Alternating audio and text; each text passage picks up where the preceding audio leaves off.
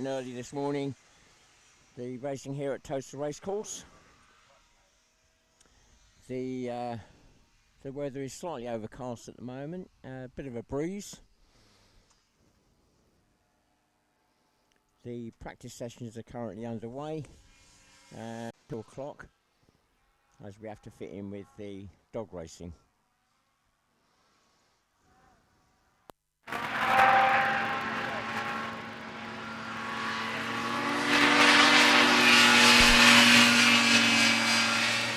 Looking at our practice at the moment,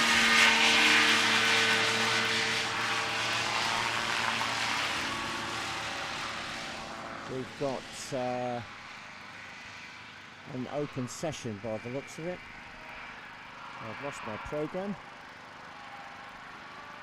So the open session, then we'll have the junior practice before we go into the... hopefully our sound today will be spot on. We found the issue yesterday and we're just trying to get it good for today's broadcast. We come back to you in about 20 minutes hopefully.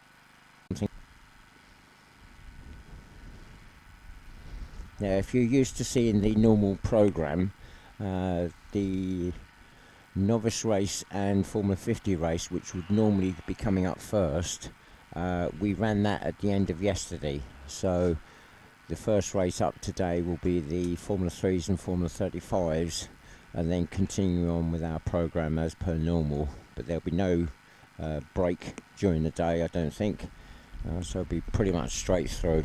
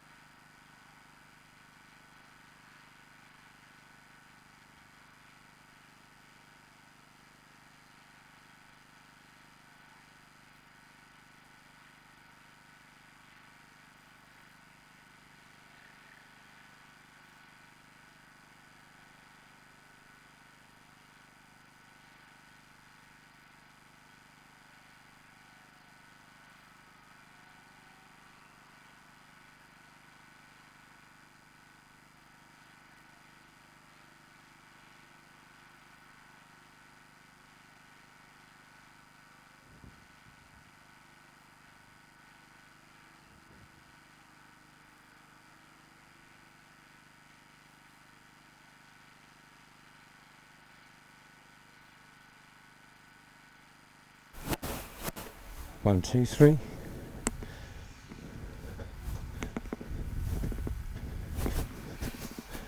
Right, good morning ladies and gentlemen. For those of you who have popped in early this morning to watch the racing, the practice sessions have just finished and the racing will be getting underway fairly shortly. The first race is scheduled for 10 o'clock and I think we're going to be about on with that.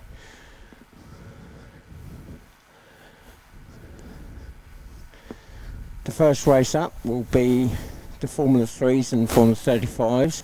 What I'll do is, as each formula comes up, I'll give you a brief as to what each formula is about.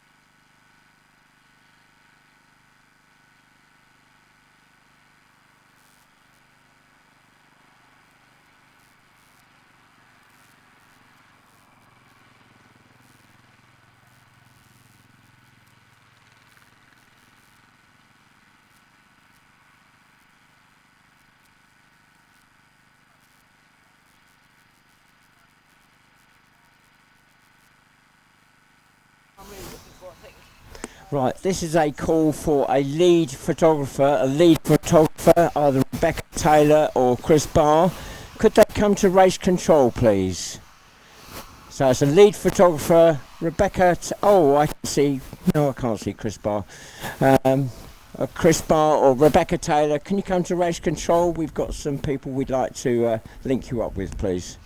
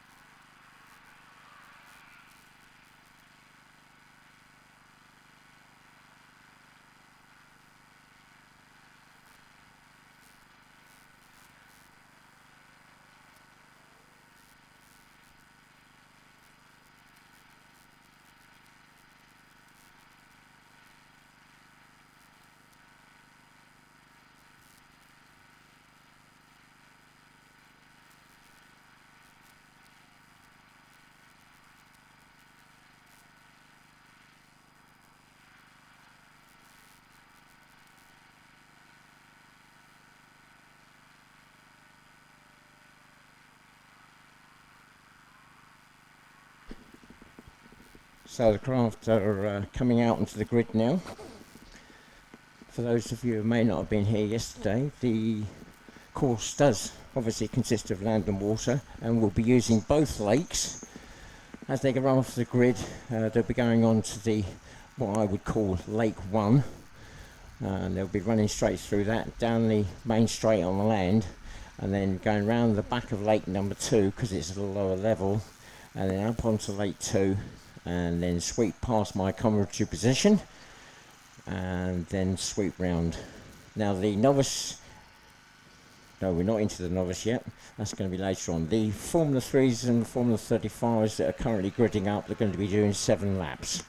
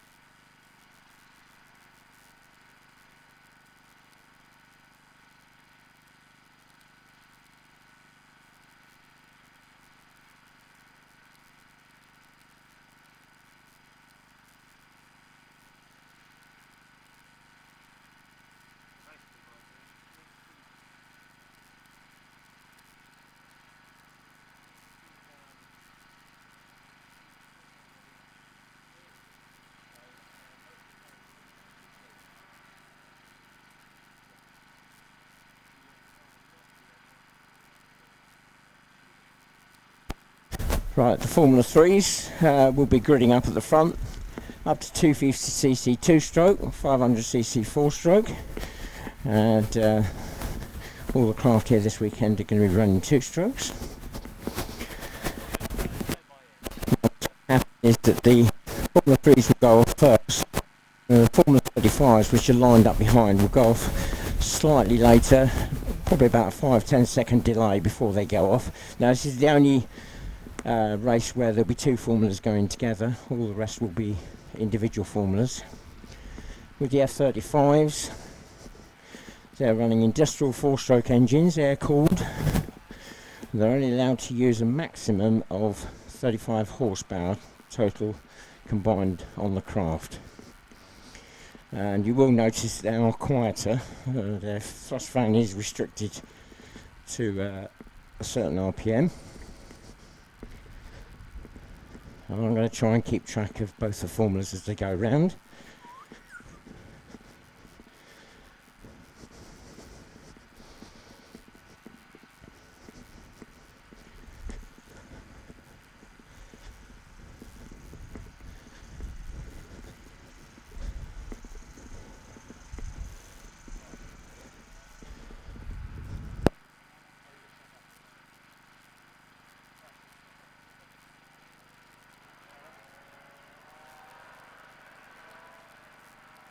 Well, I've missed the 2 and the 1 minute board. So the grid already away for the Formula 3s.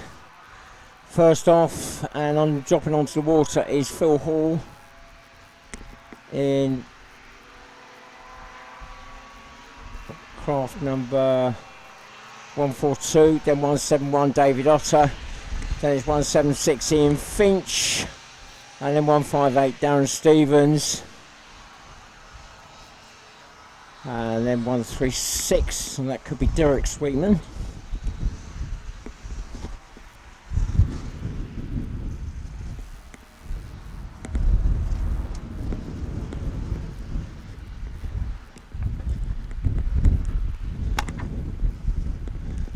And the Formula 35 is getting away. It looks as though we've only got 2 out there today for some reason.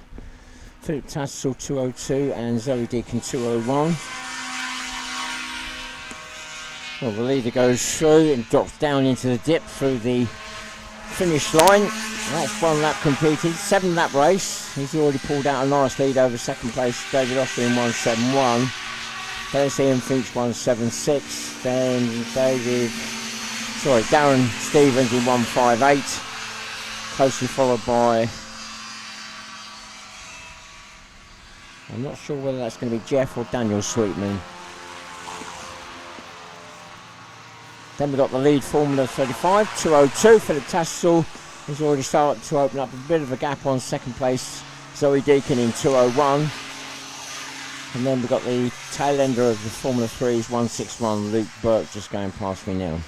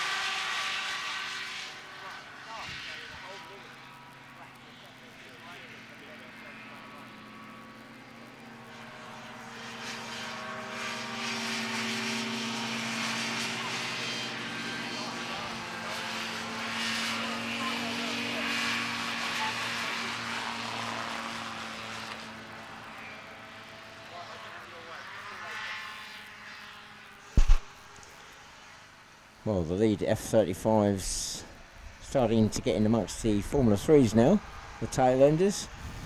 I'm going to say that's Daniel Sweetman this time in 136, already been passed by the lead Formula 35. That lead Formula 35 just dropping onto the water there, number 202, Philip Tassel.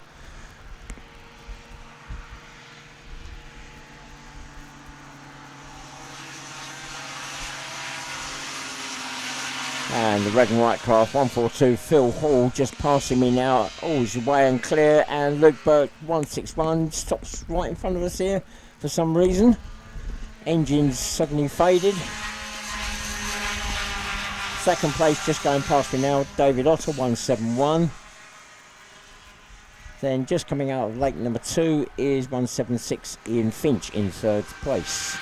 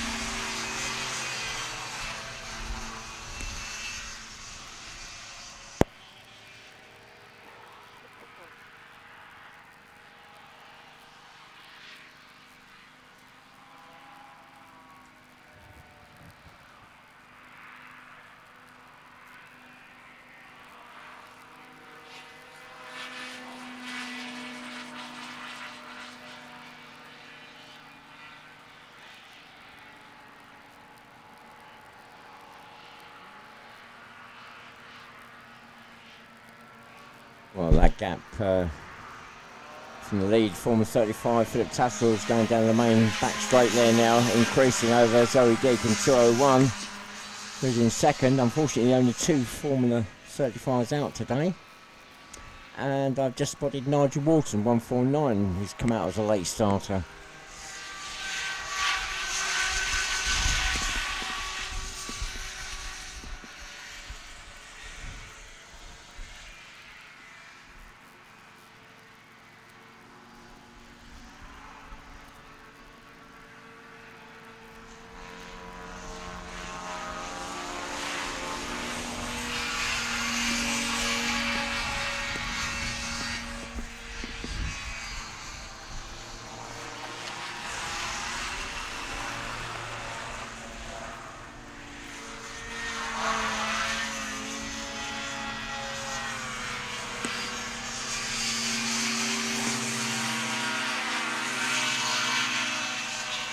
So Phil Hall, the red and white craft 142 goes through. Well in the lead now, just about to pass Darren Stevens 158 and put him a lap down.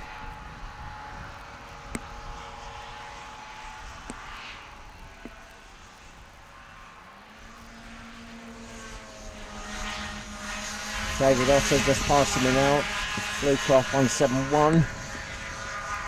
So in second spot, some way back from the leader. And third spot, 176 Ian Finch, just dropping onto lake 2 now. And becoming past us in a moment. That's 176.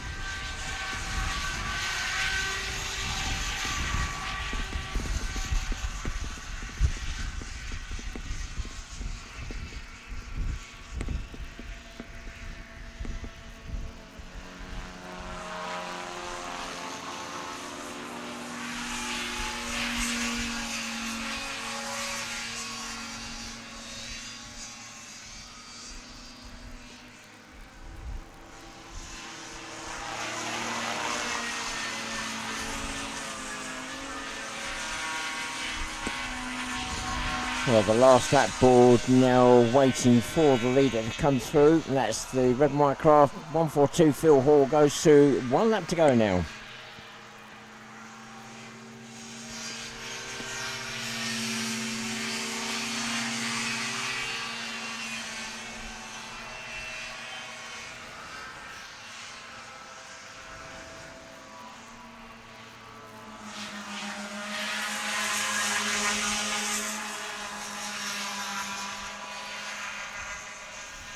And second just going through the line with still 1 lap to go is 171.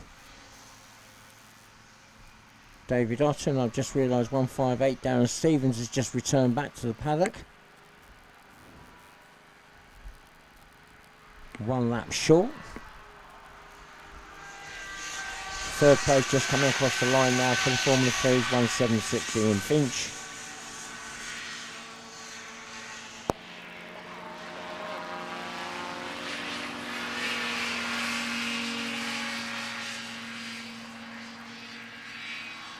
And the lead F35 going across the line now, 202. Philip Tashel, still 1 lap to go. Not that far behind. The lead F3 comes through to take the checkered flag. So Phil Hall 142 takes the win.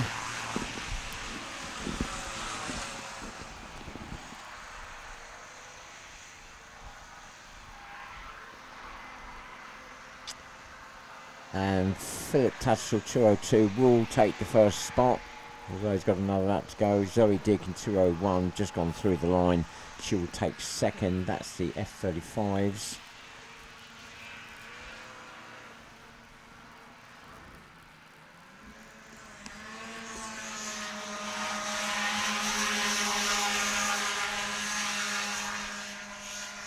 Second place just coming through the line now. 171 David Otter. And still waiting for Ian Finch, who's just appearing and just about to drop onto lake number 2. He will come through in third place.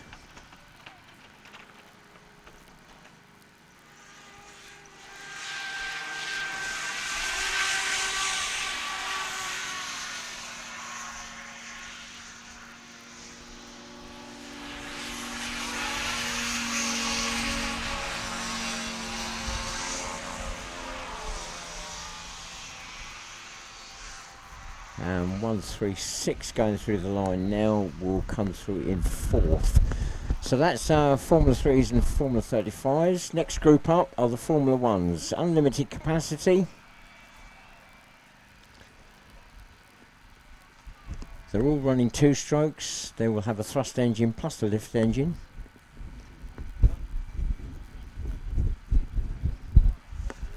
There was some mixed fortunes yesterday. We got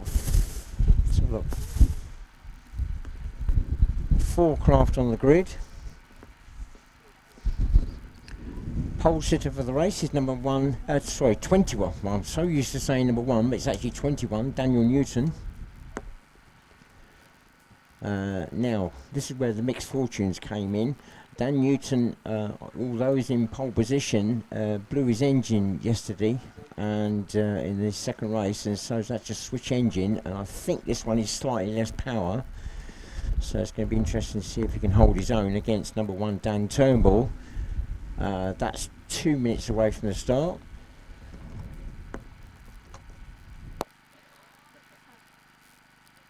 And Dan Turnbull back into his normal F1. He had troubles yesterday. The second race, suddenly realised there was a technical fault on his thrust engine, and reverted to using his Formula 2 craft, which, to be honest, the pace of it was such that it was keeping up with the F1s anyway. So he ended up coming second. So keeping those points rolling on. Third spot is number 19, Conrad Beale. And then completing that front row, number 6, Simon Larman. Now the thrust engine's probably around about 200 horsepower, and plus the lift engine. They'll be going off the start line like bullets. They will probably out accelerate off the line most road cars. So very, very quick. And down the main straight as they go through the land, they'll be probably topping out at around about 80 mile an hour. We're on the lights now. Here we go, and we're going to jump start by the looks of it. It's a jump start, yeah. Dan Newton, the pole sitter, was starting to creep, then Dan Turnbull went number 1. So a quick reline up.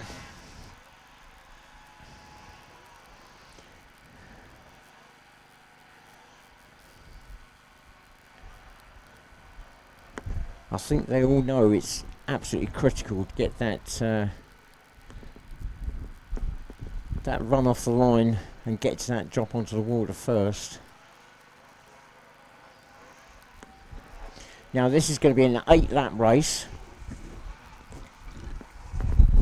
The F1's doing an extra lap because of the speed. I think we're back on the lights now.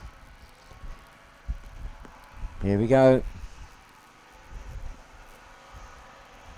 And we're away, and it is Dan Turnbull that gets the jump this time. So number 1 Dan Turnbull off first, followed by 21 Dan Newton, then Conrad Beale 19, then 6 Simon Larman. So as they run across the lake, it's still number 1 Dan Turnbull, just dropping in behind is 21 Dan Newton, then 19 Conrad Beale, then 6 Simon Larman.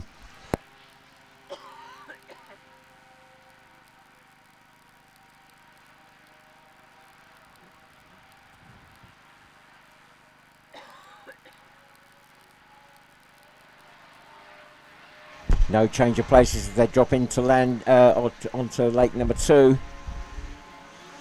Dan Turnbull, number 1, just opened up a very small gap over Dan Newton in 21. Dan's popped a segment on the, in fact 2 segments on the right hand side. That's allowing Conrad Beale, number 19, to really tag in behind him there and possibly make a challenge. Simon Larman, number 6, still in 4th spot, dropping back very slightly.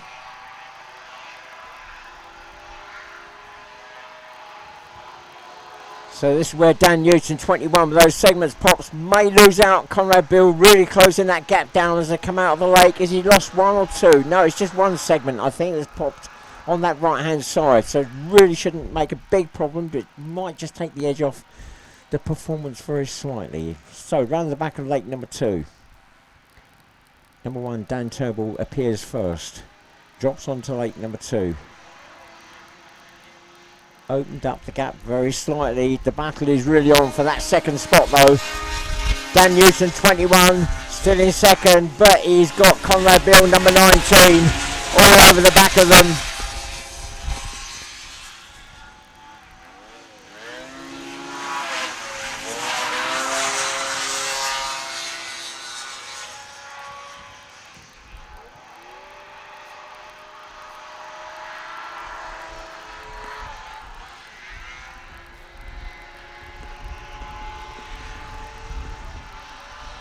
Oh, Conrad Beale again closing that gap down as they come out of the lake number 1 there. Conrad gets airborne but balls it back down again. Full spot, Simon Larman dropping back there.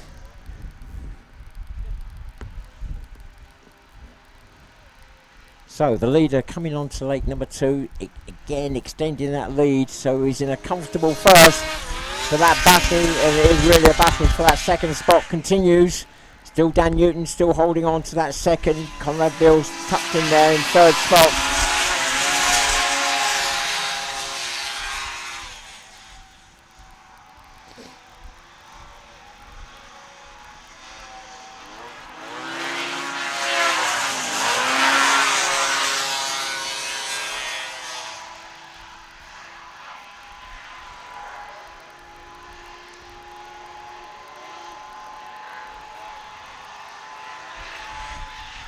And again, Conrad Bill 19 really closing down as they run across the lake. But again, Dan Newton just squirting that throttle and pulling away very slightly as they run around the back of lake number 2. The leader coming through again, extending that lead. Number 1, Dan Turnbull. Back on song today.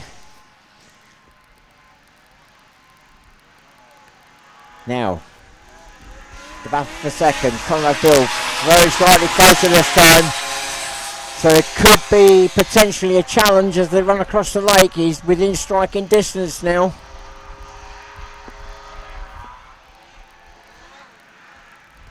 Simon Larman still in fourth, but dropping back all the time.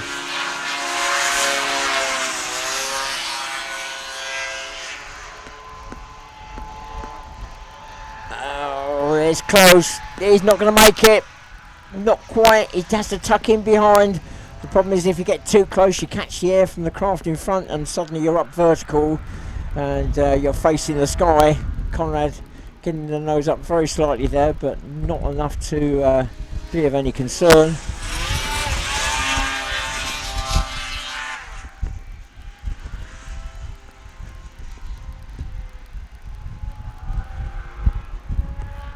And it is now very close. Just a couple of craft lengths in it at most as they run past me. Conrad Bill pulling the pressure on Dan Newton. They have run as a team before, both of them European champions in the past. Conrad Bill, a former world #1 Formula 1 champion. All the experience there. And he's going to try and go for it this time. There we go. He's made the move. He was close enough. And he's got onto the land first. Dan Newton challenging again. And they're side by side as they run down the main straight. Conrad Bill's got the inside line. It's a case of whether Dan Newton can make a faster run round the outside. So as they reappear, the leader's already gone through. That's number 1, Dan Turnbull. But it is now Conrad Bill, number 19, that is now into second spot. And he's held on to that second spot.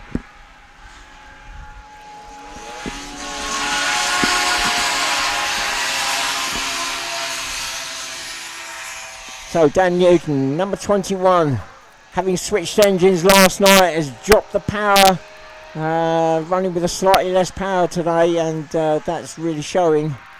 He tried to fend off Conrad Bill, number 19 there, but it was only a matter of time really before Conrad was going to get through.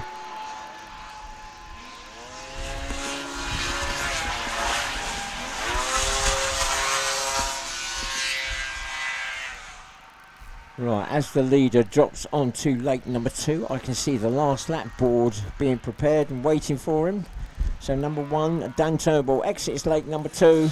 They run past me and down into the dip. The last lap board is there waiting for him. So 1 lap to go now.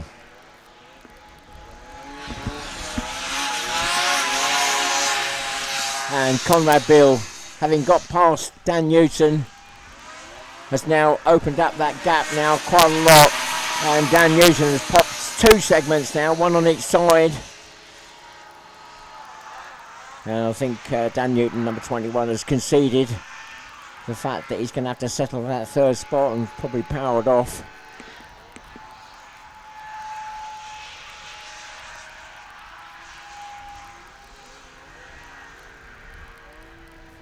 So the next F1 race, I wonder if Conrad Bill, if he can get up into that 2nd spot, whether he can mount a challenge on the leader. Number 1, Dan Turnbull, who's just about to come past me.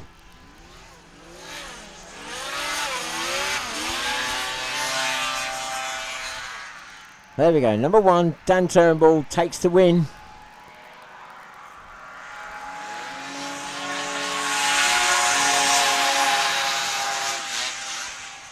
Second goes to number 19, Conrad Beale.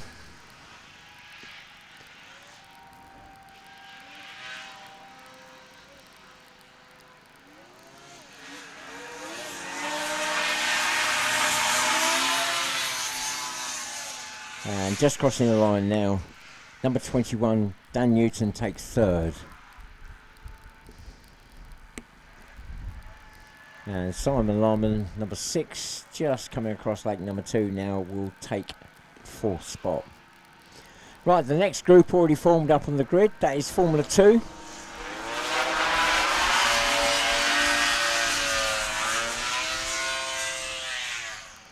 And they are running up to 600cc 2-stroke, 750cc 4-stroke, and there is a mix of 2-stroke and 4-strokes out there. And I'll try and pick them up as I go through the grid. Now this race will be 7 laps.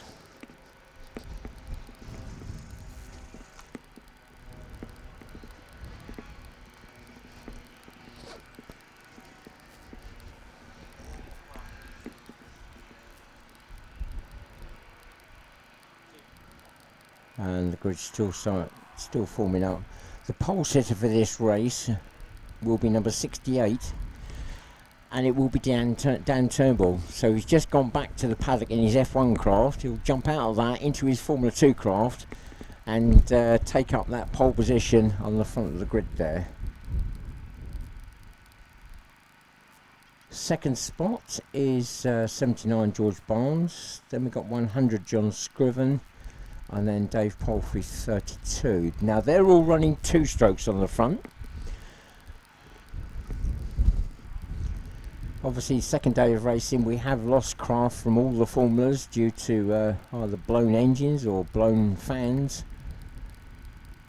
Second row, we start off with a 4-stroke, number 45, Chris Moore. And alongside of his number 84. I think that is Mario Grandinetti.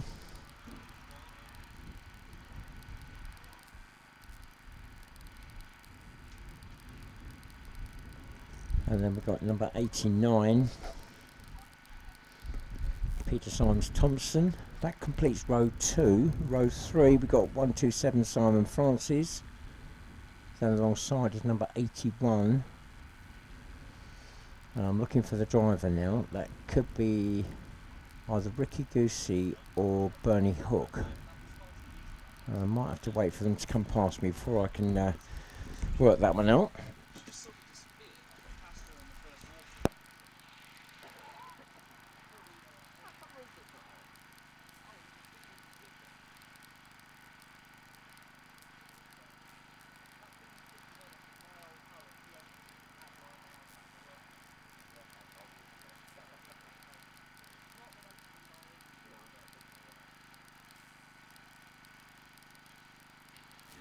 So Dan Turnbull, number 68, has taken up his pole position.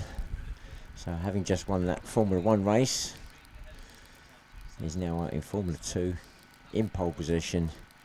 And realistically, there's nobody to match his pace in that Formula 2 craft on this grid.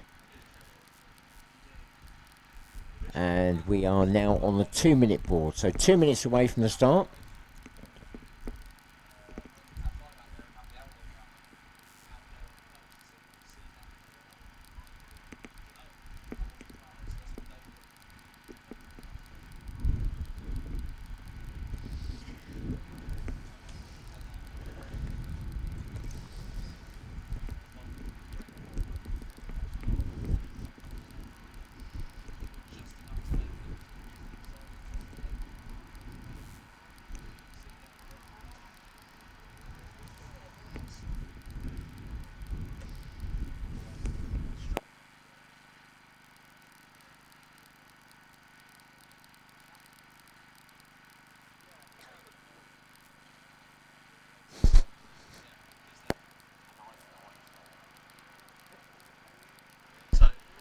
Right, that's the 1 minute board just gone up.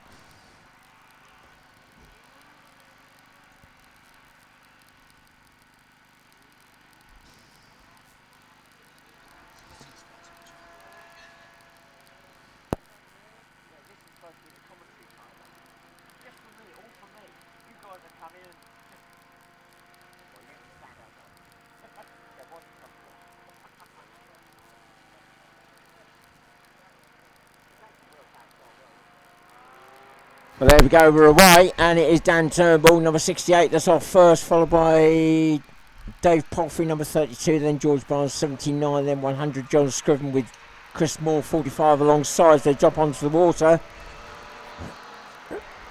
And then Simon Francis, 127. Well, it looks like the wind's catching a few of them out, so a change of places as they run around the back is 68. Dan Turnbull, George Barnes 79, Chris Moore 45 in third, then Dave Palfrey 32, 100 John Scriven, 127 Simon Francis, 84 Mario Grandinetti, then 81, and I'm going to pick up the driver in that hopefully fairly shortly, and then just still waiting to come out of the lake is number 89 Peter Symes Thompson. So 7 laps for this race.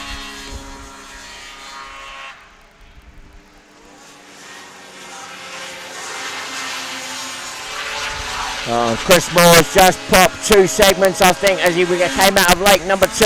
That's not going to help him, but he's still in that 3rd spot.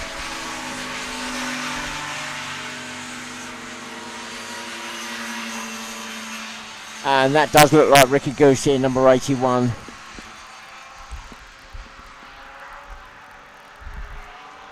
And Peter Symes Thompson in number 89 coming across lake number 2. He's really struggling with that craft. Something not quite right. Big 4-stroke in there, and he's running a left-hand thrust off that one engine. Dave Palfrey with a quick spin on the lake, just managing to avoid Simon Francis, number 127. The wind coming across the lake, and it's pushing them faster than they actually want to go. And number 84 is out of the craft. Mario Grandinetti is out of the craft. He was trying to avoid hitting Dave Palfrey, and in doing so, he's hit the bank on the far side there. It's thrown him out. The race has gone red.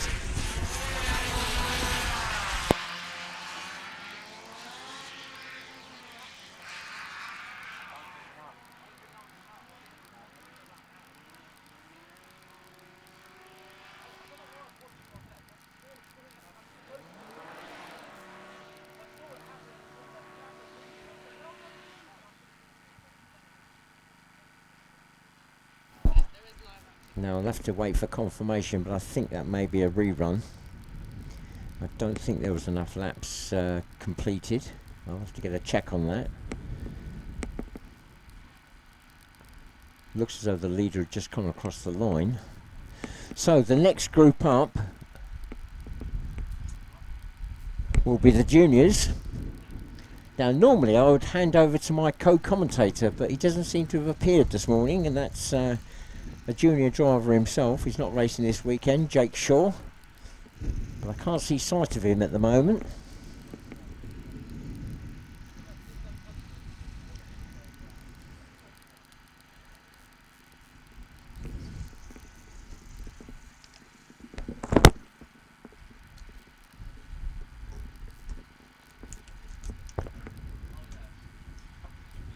So the junior board has gone up, so 10 minutes away from their start.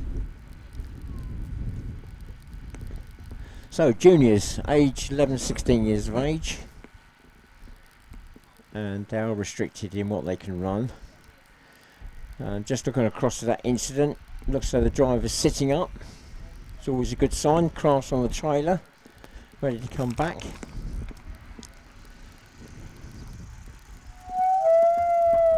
Ooh.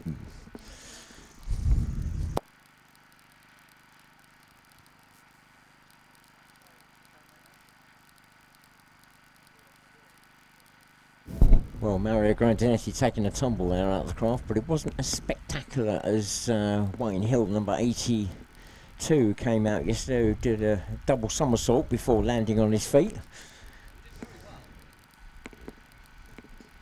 I gave him 10 out of 10 for style on that one. Oh, I think my co-commentator may be coming across. He told me he was out marshalling today, so he's doubling up.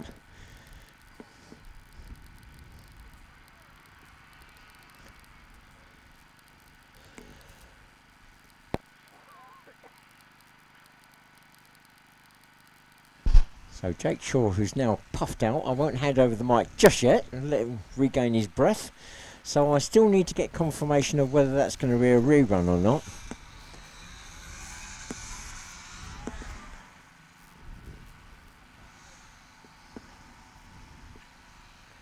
The juniors, when they come out onto the grid, they'll be doing exactly the same course as the adults, and they'll be doing 7 laps, exactly the same.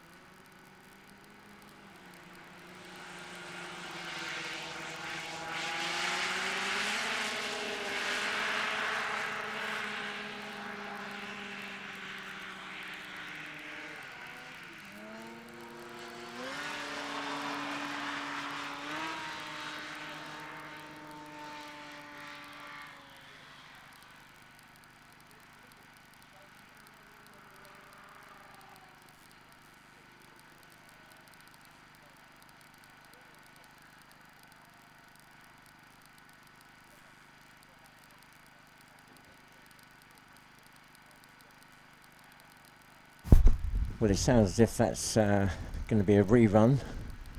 We'll have to wait on that, but it does look as though they fell short of the minimum required to call that a complete race. So we'll just see what happens when the board gets called. But the juniors starting to form up on the grid. So I think my co-commentator Jake Shaw, who's a junior driver himself, he's not racing this weekend. I think he's got his breath back now. So I'm going to hand him over to you. I'm going to take a quick break and I'll come back to you after this junior race.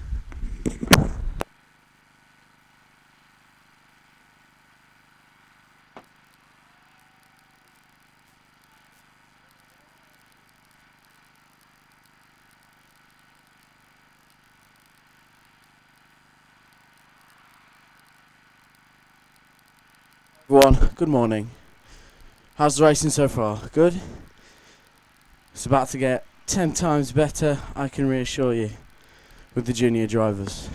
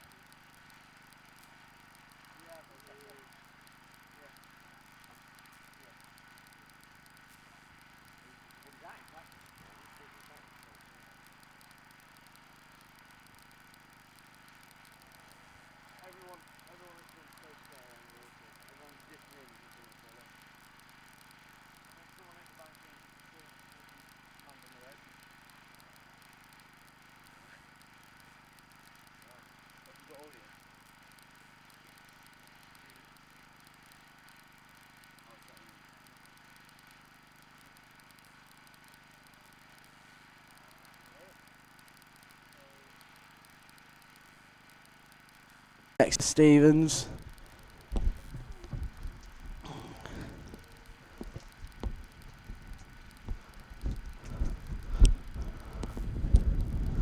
Yesterday's racing involved nothing really major. We had a few ploughs into the bank, which was quite eventful for Jonathan Stevens, number 158.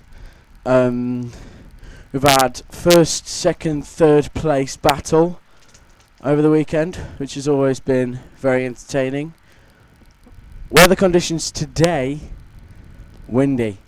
Yeah, so on the lake, maybe some ploughing, maybe some ploughing, maybe some drifting away, because the wind does affect the craft's performance and it makes it harder for the drivers to manoeuvre the crafts around the course.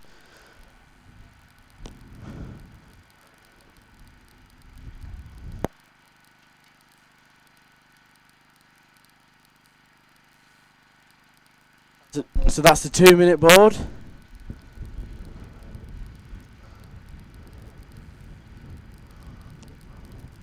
Just checking if everyone has started.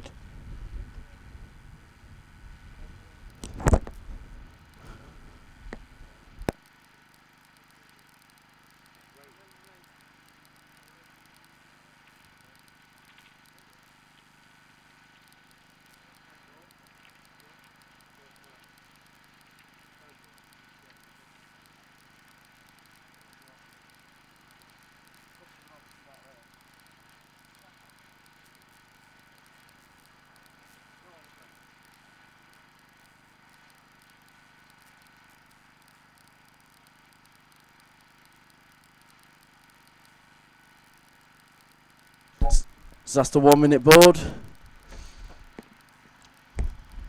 60 seconds until race time.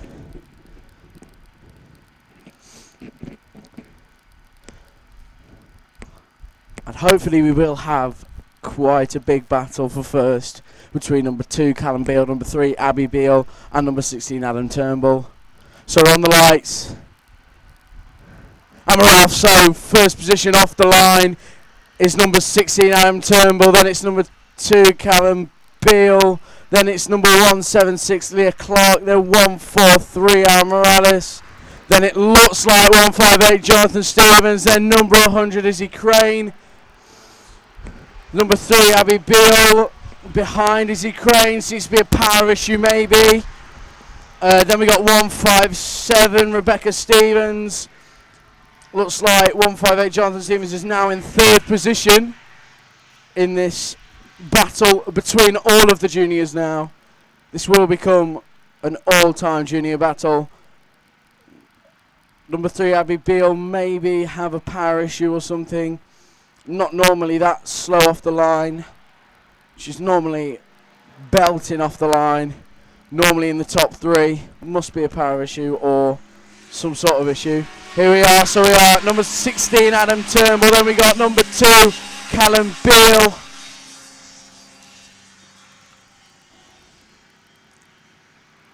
Then we got 176 Leah Clark in that third position. Then 143 Aaron Rice in fourth. Then number 100 Izzy Crane. 158 Jonathan Stevens overtaking number 100 there on the inside. Nice line there. Then 157 knocking over a bendy post. Rebecca Stevens. Then we have Abby Beale, number 3.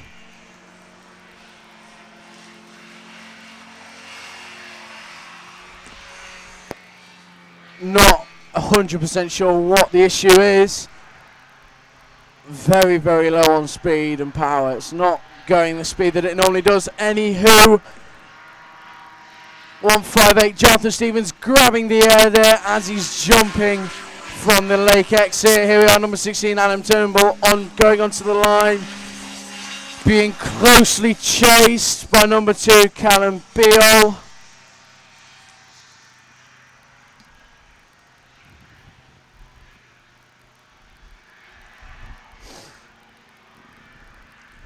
should see a 176 Leah Clark going on the lake now, and I do. She's on her way. She's on her way to the line. 176 Leah Clark there, then 143 Aaron Morales. 4th position. Maybe, but not. Maybe a battle there between 143 Aaron Morales and 158 Jonathan Stevens.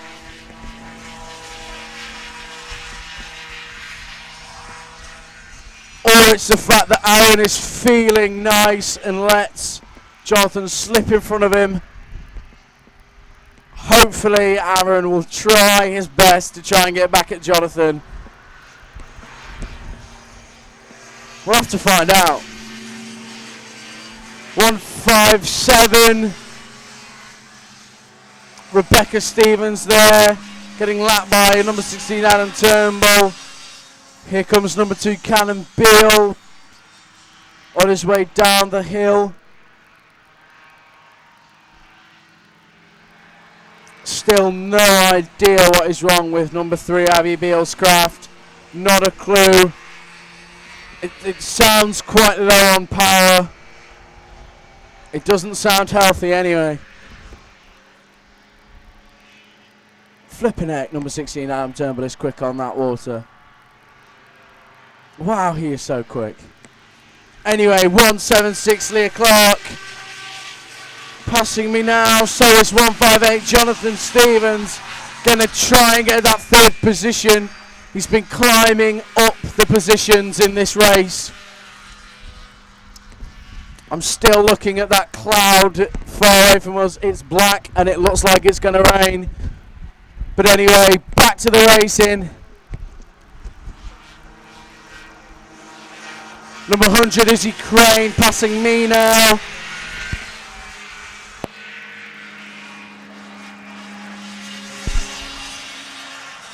Number 2 Callum Beale in 2nd there. On the lake is on the 2nd lake 157. Rebecca Stevens, the youngest of the family team.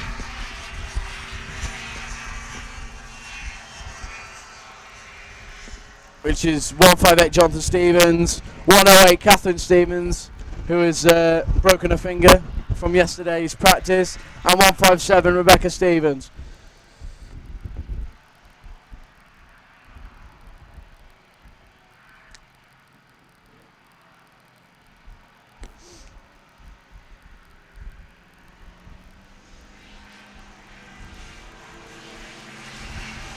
Number 3, Abby Beale, putting the hand up now. Because most definitely she has a problem. Not 100% sure what the problem is, but she's putting her hand up to go back into the paddock now. She's been doing so well like yesterday. In the top 3, 4. She did really well. But anyway, back to the race.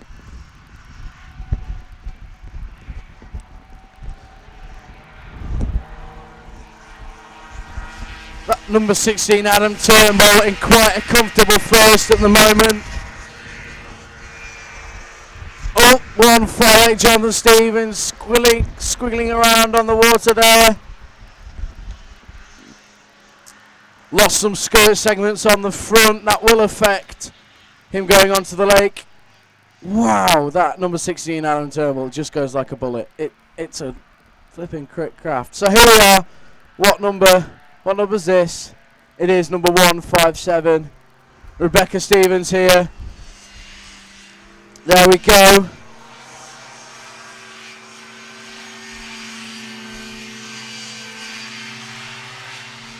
So number 16 Adam Turnbull onto the 2nd lake now. Then we've got number 158 Jonathan Stevens. 176 Leah Clark. Then number 2, Callum Beale behind her.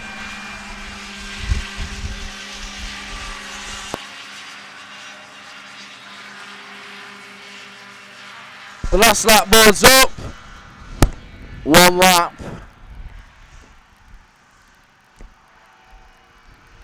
and I'm thinking it might be number 16 Aaron Turnbull taking the victory for this race.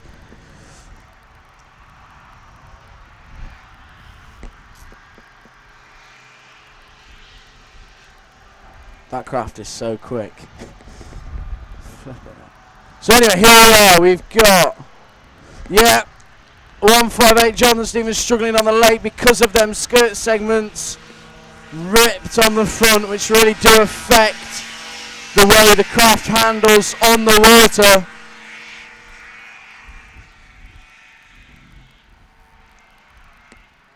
Table taking the first position, taking the checkered flag in first.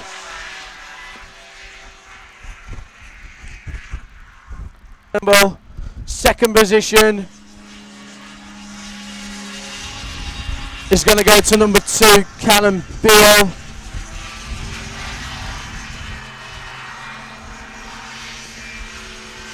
Then we have 158 Jonathan Stevens, and 176 Leah Clark, and 143 Aaron Morales. Then number 100 Izzy Crane. What a race. Commentary on the junior race, very exciting. As Jake said, that number 16 Adam Turnbull really going like a bullet, and Abby Bill, who number 3, quite clearly had a problem. I think it was just a case of going around doing enough laps to actually get some points, because she would have normally been up racing with her brother Callum Beale and fighting for that second or first spot. So quite clearly an issue there that meant it was just a case of limping around and getting some points.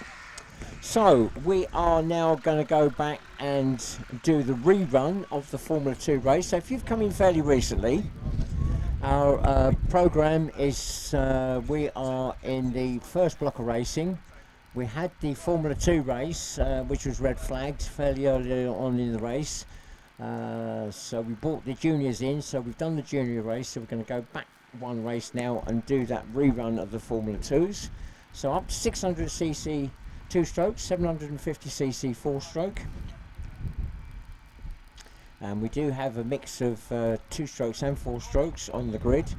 The front row completely with 2-strokes. We've lost some of the craft this weekend in all the formulas. One of the 4-strokes missing from Formula 2 grid is Tony Goldie, former world champion, is running a 4-stroke, but he's run into a major problem with his engine yesterday, so he's out of it. That looks like I think the 2-minute board's just gone up. So 2 minutes away from the start, 7 laps they're going to be doing. I think the first of the 4-strokes is on row 2. That's Chris Moore, number 45.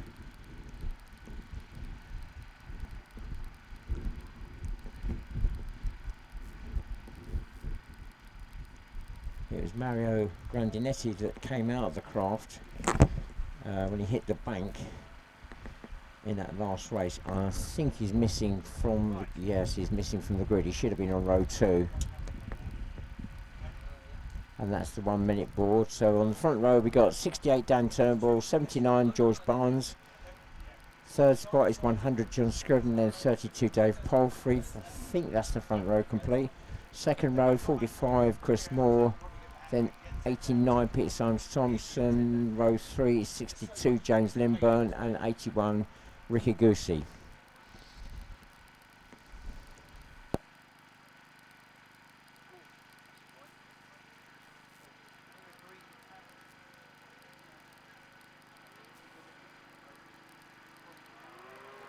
We're on the lights and they're away, and it's Dan Turnbull off like a bullet off the line, and Chris Moore already moving up into 4th spot,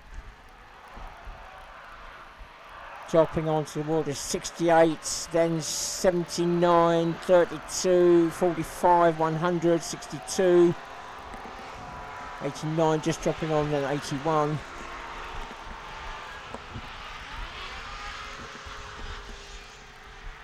So Chris Moore 45 up into 3rd spot now.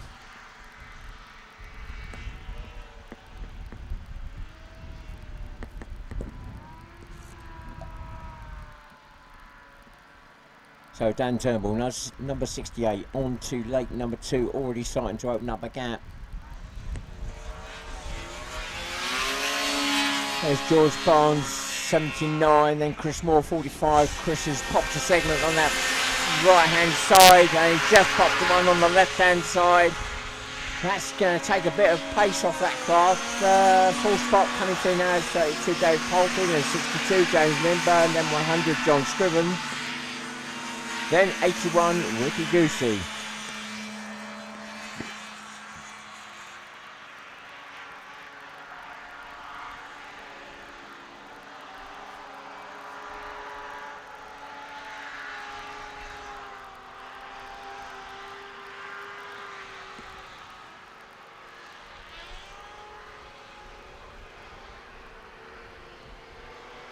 Oh, Dave Palfrey's really struggling coming across the lake there. The wind behind and it's catching him out. They end up pushing the craft faster than they actually want to go with that integrated system. This is a single engine, single fan. And you end up in that terrible scenario. You want to shut the power down, but as soon as you do that, you lose your lift. So Dave Palfrey's struggling as he comes across the lake there. So the leader goes through, well and clear with 68, Dan Turnbull. George Barnes in there in second spot. Oh, George just getting it up in the air a little bit there. And that's put him out of shape. And that's allowed Chris Moore, now number 45, to close down that gap. So as George Barnes went down into the dip and came out the other side, just the air, the wind catching him as he came out of that dip.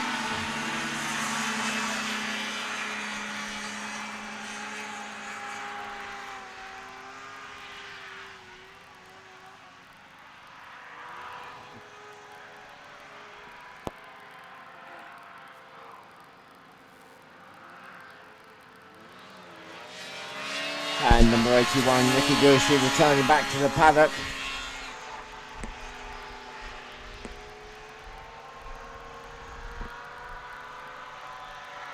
Oh, Dave Palfrey just getting away with that, all out of shape coming across the water there. Catches the bank at the edge of the transition, but got away with it. So he continues. Oh, Chris Moore's rolled it! I was just about to say Chris Moore's just about to challenge 79 George Barnes, and Chris Moore has rolled it just in front of me here. The craft got up on its side and he's rolled out. The race has gone red.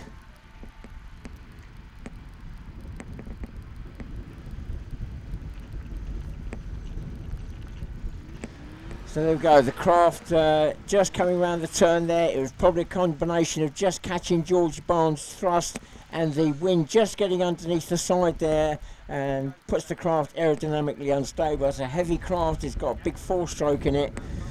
So the race has gone red. Again, I'll have to find out whether that's going to be a rerun or not. Hopefully there was enough laps completed. So the next group will be called forward. That will be the open race.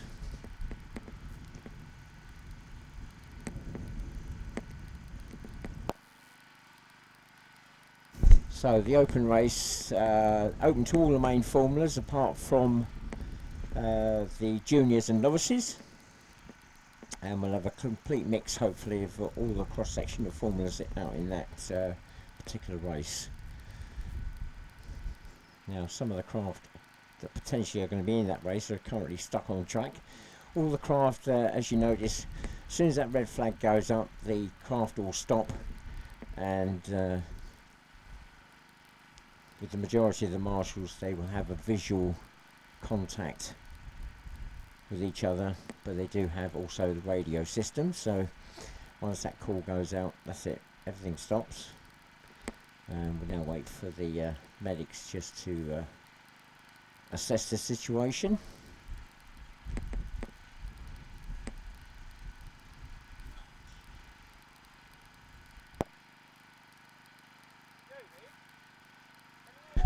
Now, if you've come along today to watch the racing, our schedule today is we've unfortunately got to finish fairly quickly today at 2 o'clock due to the dog racing. We've been here for about 7 years now, and obviously with the advent of the dog track coming into play, we've managed to work around it, and the track and the way we've laid it out this weekend has worked very favourably for us, but the timing is such that we have to work with the schedule of the dog track. They're beaming out live feed, so their timing very critical, and they have to link in with other tracks around the country. We ourselves are beaming out around the world ourselves, and we've got a live feed going out there, so we've got people around the world watching here, and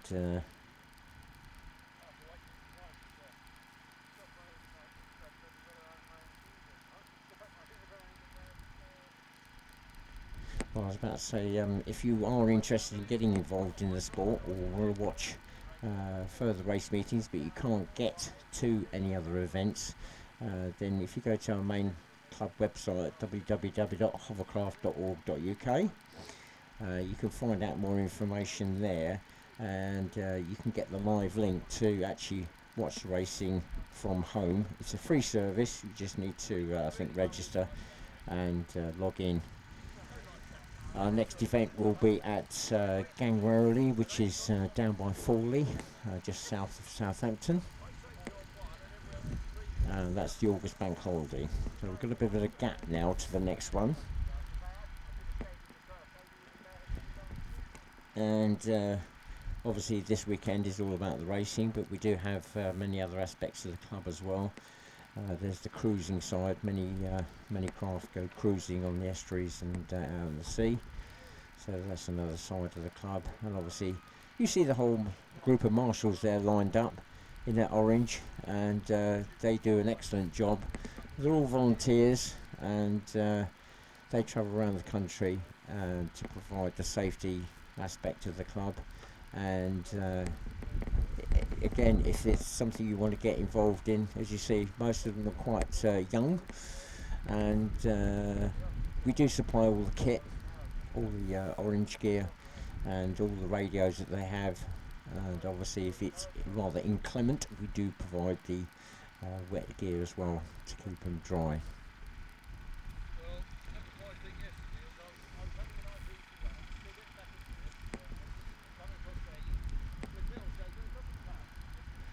Now I'm hoping this is just precautionary with this particular driver. I am aware that he's had back problems in the past, so they may be just erring on the side of caution with dealing with him. So I'm aware that he's wearing, I believe, a special neck brace, which riders of motorbikes wear, and all the body armour to go with it.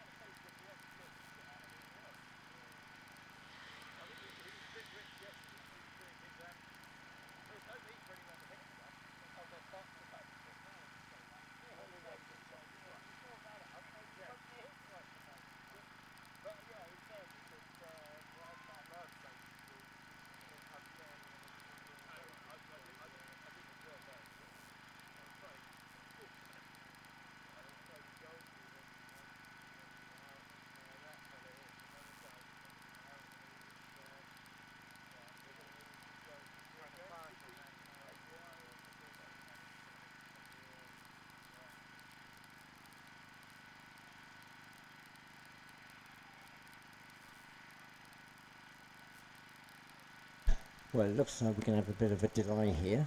I'm just going to find out what the process is going to be.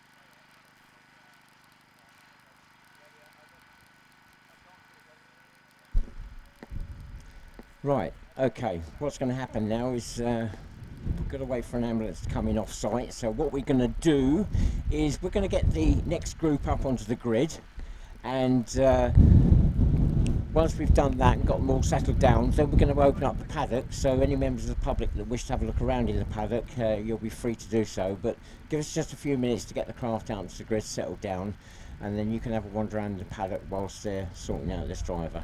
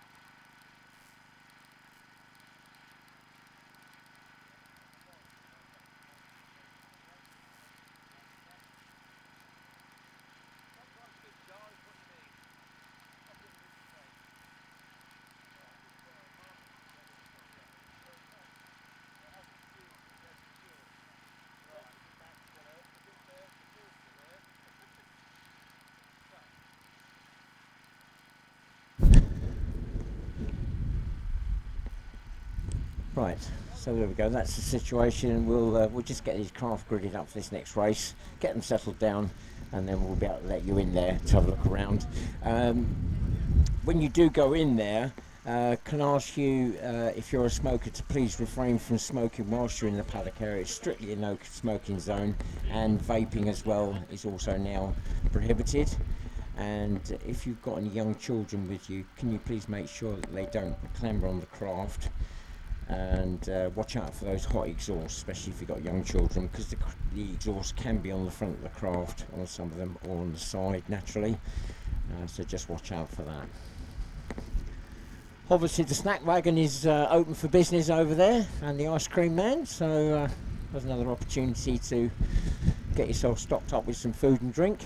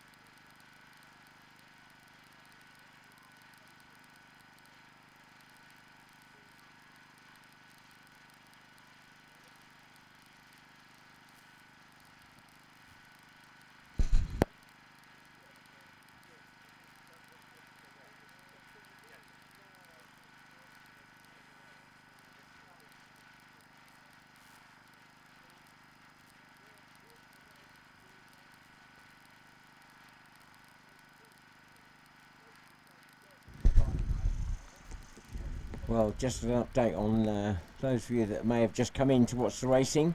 We've got a red flag situation at the moment. We've got a driver that's being attended to, and so what we're doing is we're getting the craft out onto the grid for the next race, and then we're going to hopefully open up the paddock for people to have a look around. The open race is the next race on the program.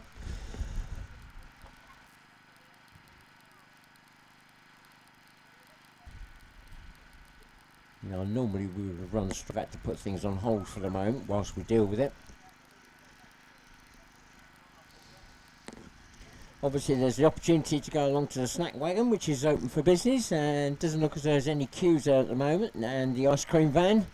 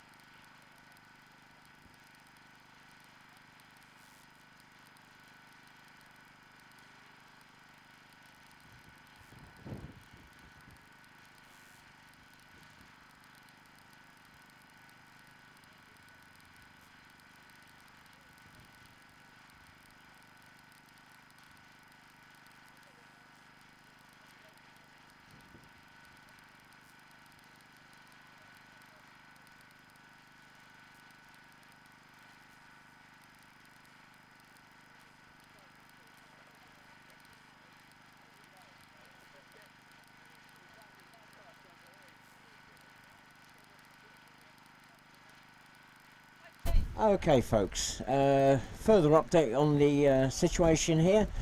We are now able to let you into the paddock area to have a look around.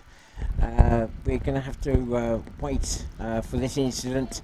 We will be having a helicopter coming in to pick up this driver, so the helicopter will be coming in hopefully fairly soon to pick up this driver. Once that incident is cleared, then we'll get back into the racing. So what we're going to do is take this opportunity for any members of the public to go into the paddock and have a look around. You're more than welcome to do so now.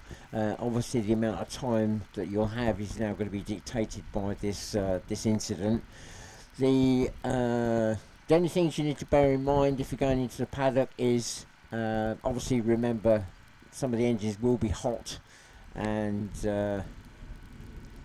there's strictly a no smoking zone in that area. Please make sure they don't clamber on the craft, and watch out for those hot exhausts. They could be anywhere on the craft, on the front, the side, the rear. So if you're not going into the paddock, as I say, obviously the snack wagon is open, and the ice cream man is there, and I will go off air for the moment, so probably the next time you'll hear me is when I'm asking you to come back out of the paddock to go back to the public viewing area.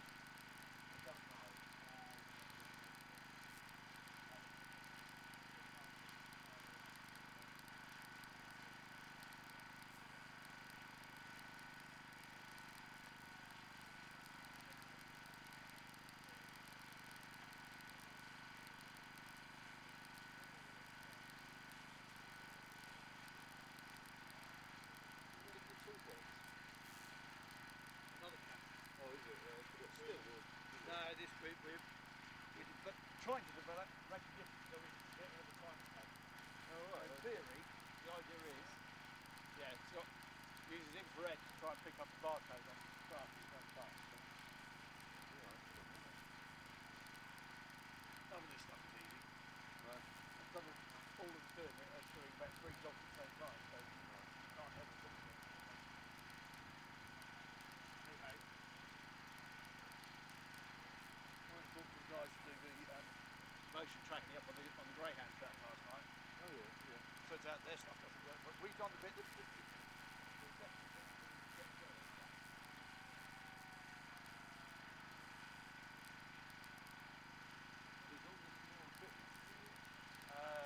that stuff is, well, it's a hodgepodge.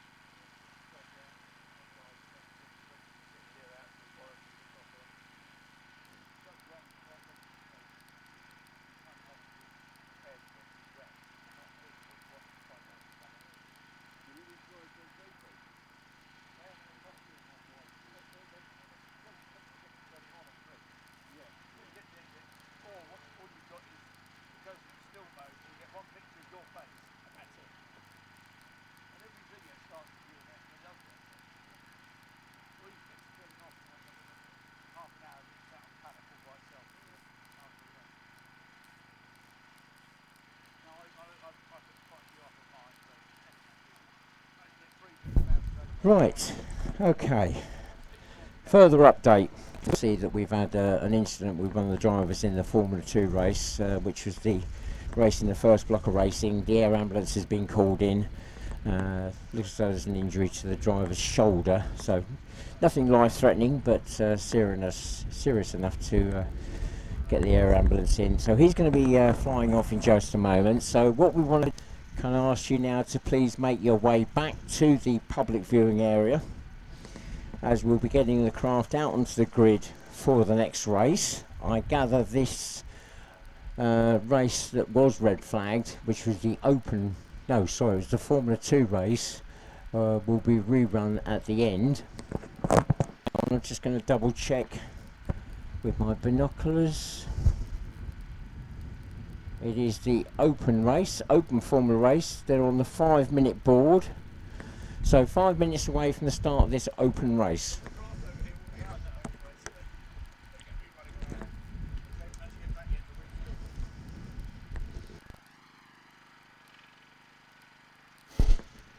Now with the open race, it's open to all the main formulas apart from the juniors and novices. And as they come up onto the grid, I'll try and run through the various craft and tell you what formula they're in, of what each formula is about. As a cast past me, 32, 81, 176, 202 and 95, but they're being passed by the leader, number 68, Dan Turnbull, who's going through that field and putting them a lap down. Oh, Conrad Bill cruising through at the moment in number 19.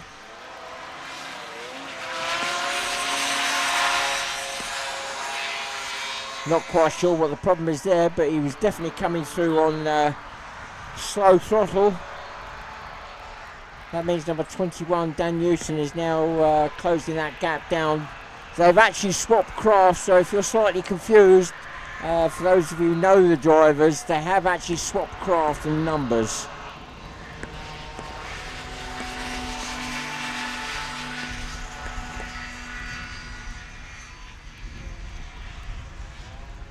Now it might be that Conrad Bill, number 19, has allowed number 21, Dan Newton, to catch up so they can have a battle. Meanwhile, the leader goes through and he's extending his lead. Number 68, Dan Turnbull, sweeps through and down into the drop through the line.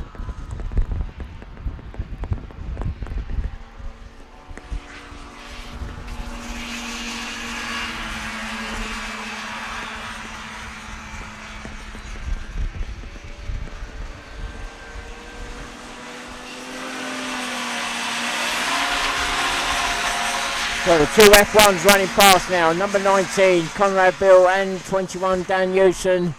Conrad Bill looks like he's picked up the pace again. 81 is just returning back to the paddock.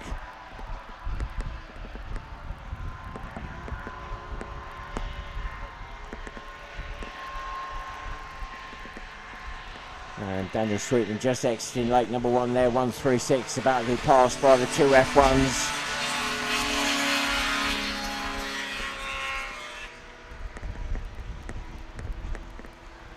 The leader goes through again, round the outside of 106, Sarah Gill puts her lap down. I think she's going to be something like 4th spot.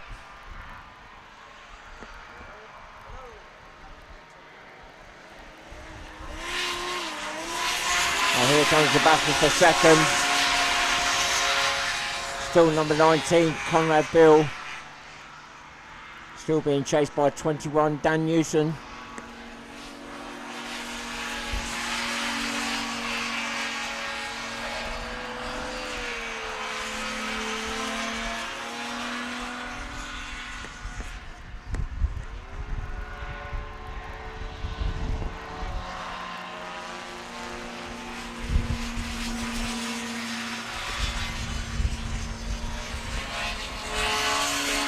So the leader drops down into the dip. Number 68, Dan Turnbull.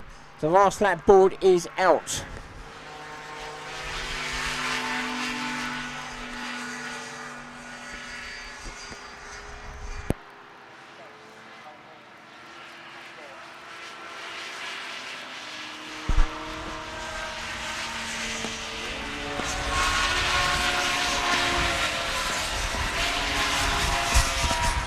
Oh, change of places. Number 21, Dan Newton, has now gone up to second as he runs through the line. He's got number 19, Conrad Bill, in 3rd spot. Oh! Dan Newton taking totally the wrong track as he went round there. I'm not quite sure why in that number 21 craft.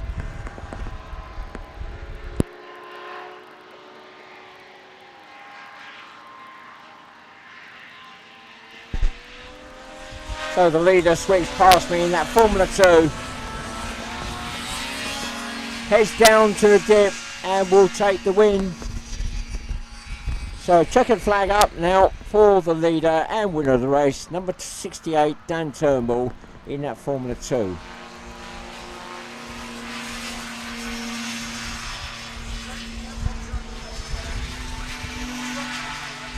The battle for second, well, it's still going on.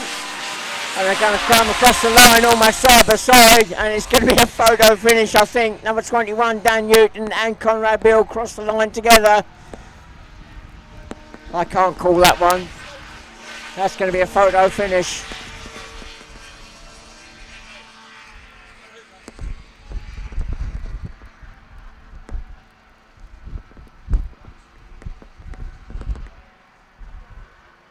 Right, so that's looks as though all the craft have gone round. So that's our open race finish. We're now going to go on to the second block of racing. So we're now going into the novices. For those of you who may have come in fairly recently, we did have a delay in the racing program. We had a red flag incident. We had to call in the air ambulance to deal with the driver, so that's held us up. Now unfortunately we are restricted on our time today, so we do have to finish by 2 o'clock, so we're going to try and speed things along as quickly as possible. So our next group up,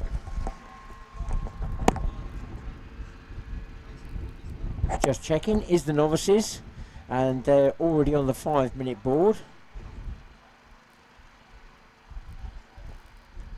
Now with the novices, they're allowed to use any of the main Formula craft apart from the Formula 1s. With the novices, they have to do 15 races before they can qualify up. And some of these drivers well into their 15. One of them, notably Martin Tommy, is completely new this weekend. He's in number 44, and I think he's already on the grid. Yes, he is. He's on the front row there. 91, Nathan Collins is already there. 184 on the second row there, the yellow craft. David Northall also there. So just 3 craft on the grid at the moment. Although It has been a lot more than that.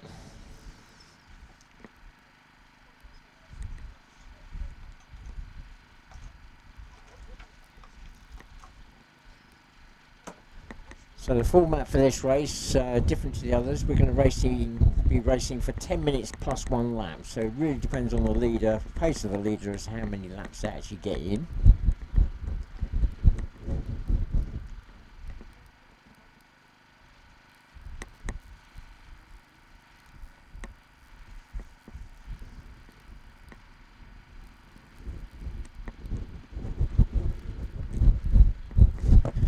Wind really picking up today,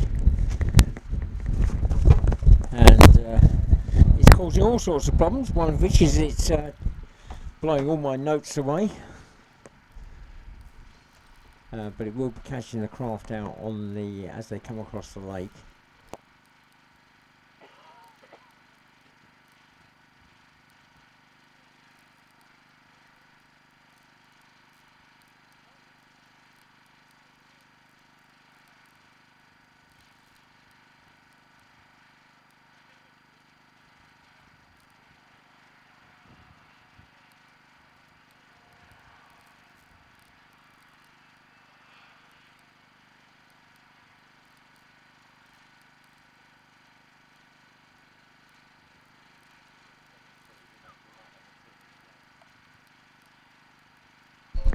So if I just run through the grid of who is in what formula. Pole sitter number 91 is Formula 50.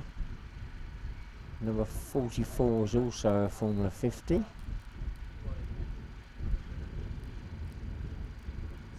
'54, just dropping onto the front row there, is Sean O'Callaghan, is also a Formula 50. 184 is a Formula 3, and 87 is also a Formula 50, and that is actually Jess Lucas.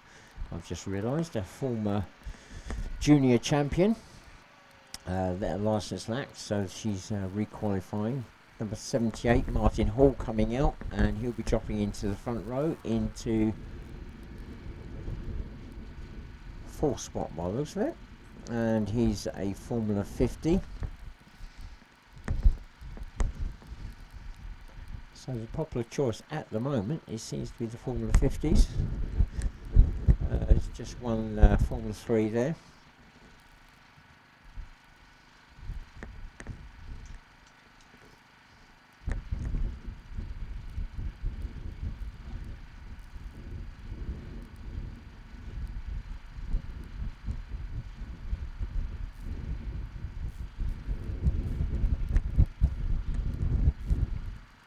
I'm still waiting for that 2-minute board. Should be coming up fairly shortly, unless I've missed it.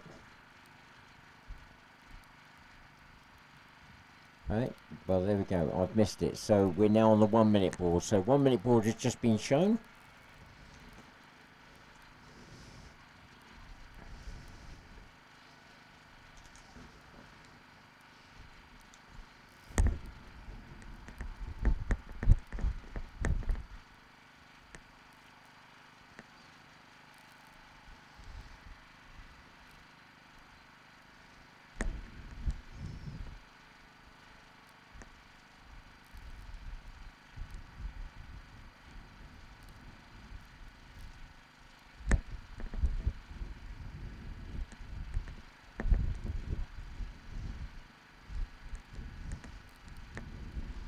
Here we go, we're on the lights. And we're away. So 10 minutes plus 1 lap. Oh, David Northall, 184, getting off to a flyer from the second row. He's already up into second spot. Oh no, he's got his hand up. Still off to a good start, but suddenly the engine's died on him.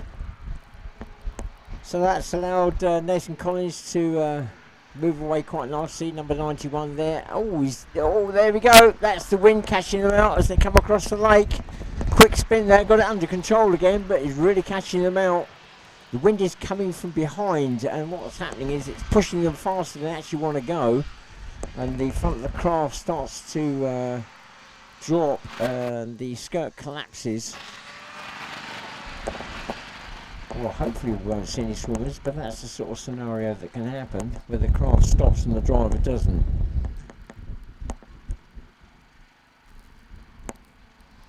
So coming around the back of lake number 2, the leader comes on to lake number 2. That's still Nathan Collins, number 91.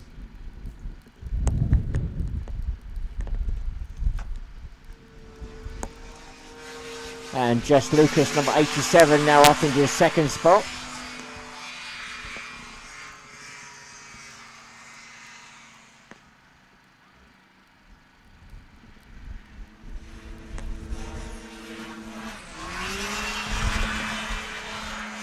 Third, just exiting lake number 2 now is number 78, Martin Hall, then Sean O'Callaghan in number 54, then Martin Tommy, 44. So at the moment, the battle is on for that last spot between 44 Martin Tommy and 54 Sean O'Callaghan. Again, Nathan Collins, the leader, having problems coming across the water there. Oh, and again, David Northall getting onto the water, having got off to that good start. The engine stopping and he's dropped onto the water, hands up. Well, the engine is obviously still running, but total lack of power.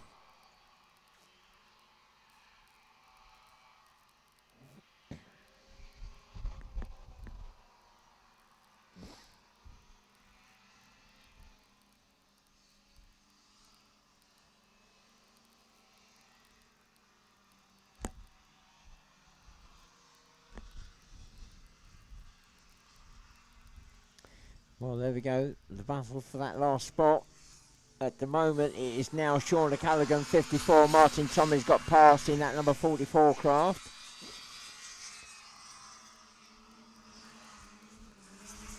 And the leader goes through, and we are approaching the 3-minute mark. Jess Lucas in number 87. Looks as she might be closing that gap down, so we may have a battle on our hands for the lead in the next lap or two.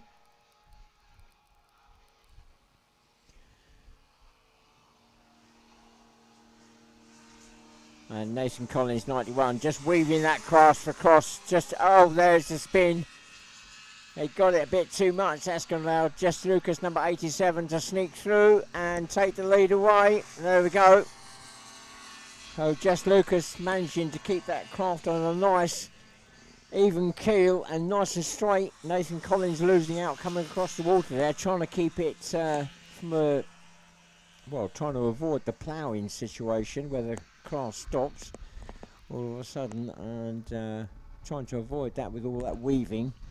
It does help, but just got caught out a little bit by the wind there, and quick spin. See if he can recatch Jess Lucas now. He's not that far behind as they come on to lake number 2.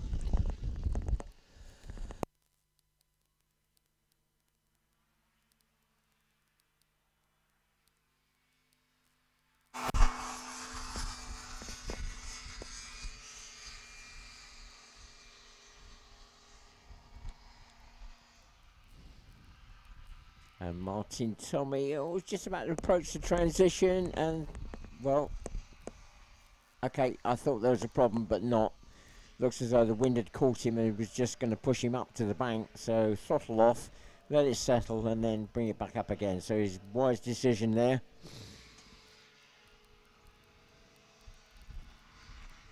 So the leader, Jess Lucas, 87, exits the lake, and again comes across there nice and straight. So the cushion on that craft proving to be very stable, whereas 91 Nathan Collins not quite so stable in this wind conditions. 184 David Northall having got to the bank and recovered. He's up and running again. Where is he going? He's going back into the paddock, but he is actually running.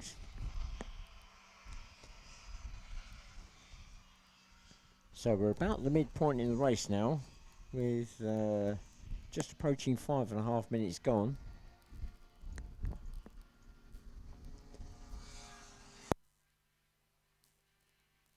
Oh dear, Jess Lucas with a hand up. The leader's got the hand up, number 87. She's squirting the power. So that's Nathan Collins, number 91, as he goes down into the dip, is going to retake the lead. Jess Lucas returning back to the paddock.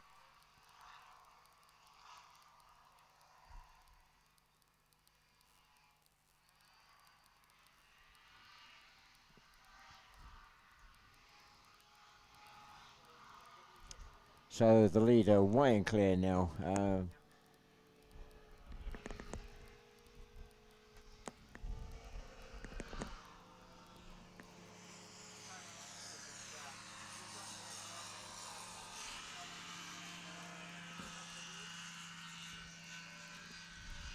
I'm just trying to work out who's where now, having several craft dropping out. I think Martin Hall 78 is just coming past me now. He's in second spot.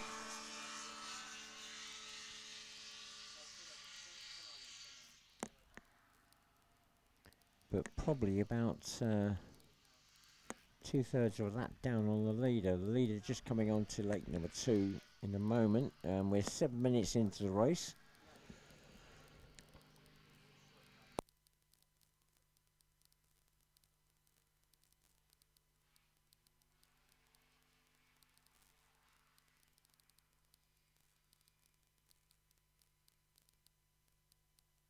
Leader going down the main, lands straight there. Number 91 Nathan Collins.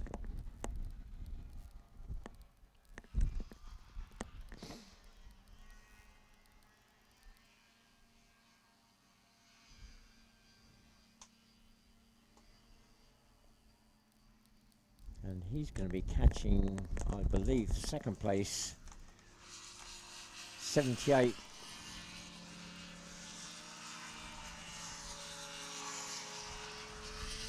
Martin Hall fairly shortly, and I think he's in second, and he'll be going a lap down. So everybody else on the course a lap down. Just one craft, number 78 Martin Hall on the same lead lap.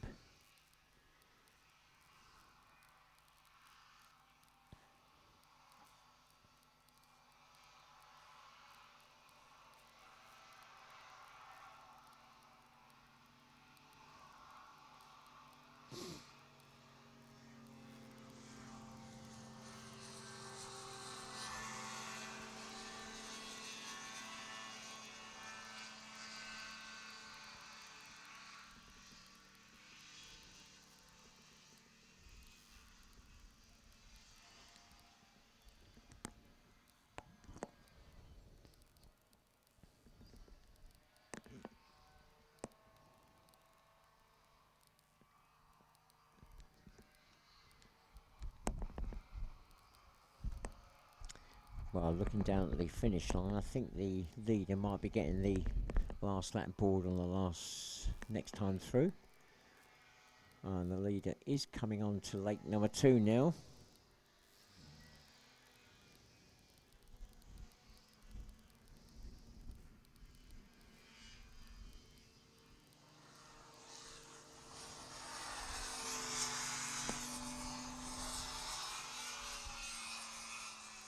There we go, that's the last lap board now out, so 1 lap to go.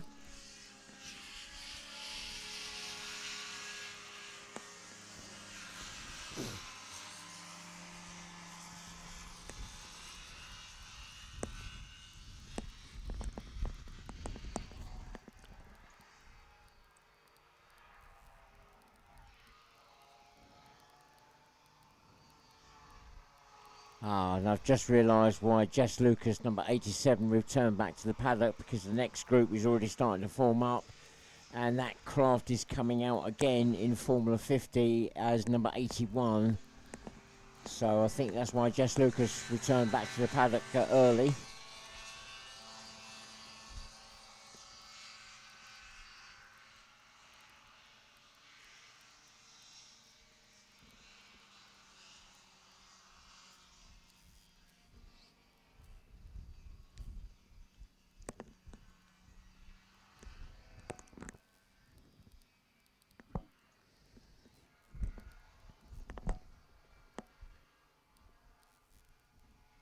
So as the leader exits lake number 2, number 91, Nathan Collins. Just the run now down into the dip. Here we go, takes the checker flag, so Nathan Collins 91 takes the win.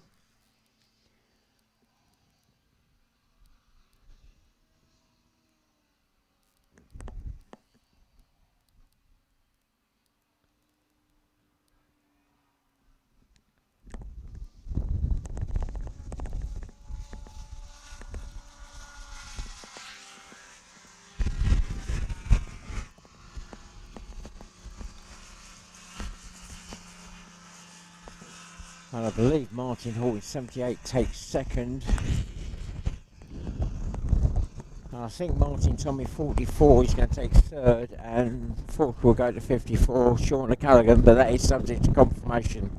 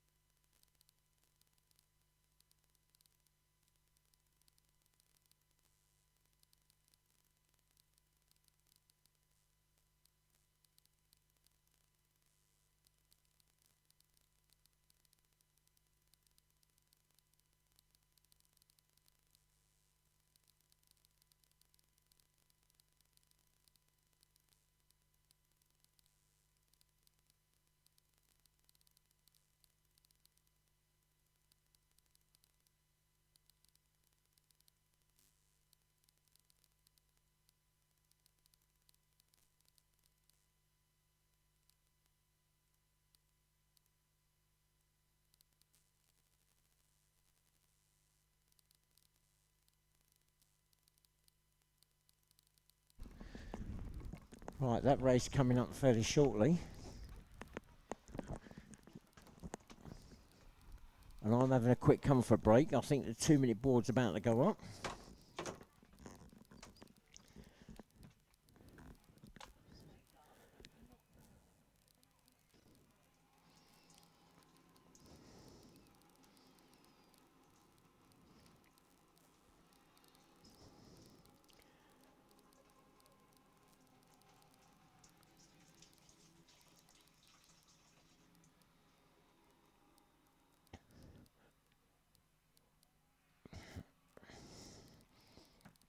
The engine's down low, some run through a gearbox system where the engine's up higher and upside down. Hull design is entirely up to them. They're only allowed to use the one fan, which is providing lift and thrust, so it's going to be a bit fast and furious across the lake. They're on the lights now, here we go. 52 Conrad Beale off to a good start, followed by Matt Foster 77, but Will Barnes 77 also there, then 106 Sarah Gill, then 81. I think that could be Bernie Hook, I'm not sure, Ricky Goosey. Now the run across the lake.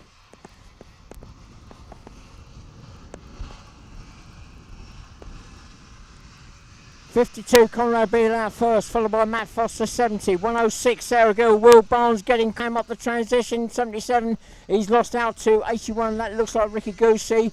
After Will Barnes 77 is 112 Hannah Deacon, then 136, then 95, 74, and picking up the rear is 78.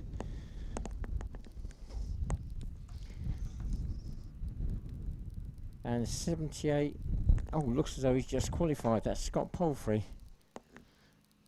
Oh no, he qualified at the previous meeting, that's right. So as they exit Lake 2, change of places. Sarah Gill, 106, has now got past Matt Foster's number 70. So that, I think that battle may continue. The leader, with a small lead at the moment, is Conrad Bill, number 52. The all-yellow craft as he drops onto lake number 1.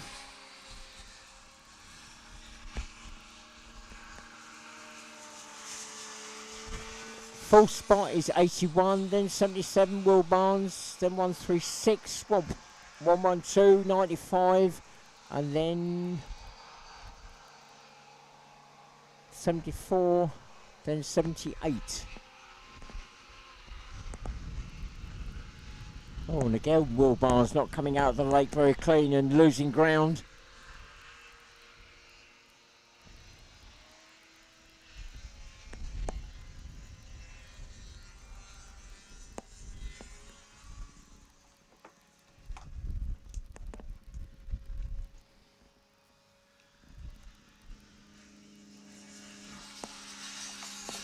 Right, so they run past me.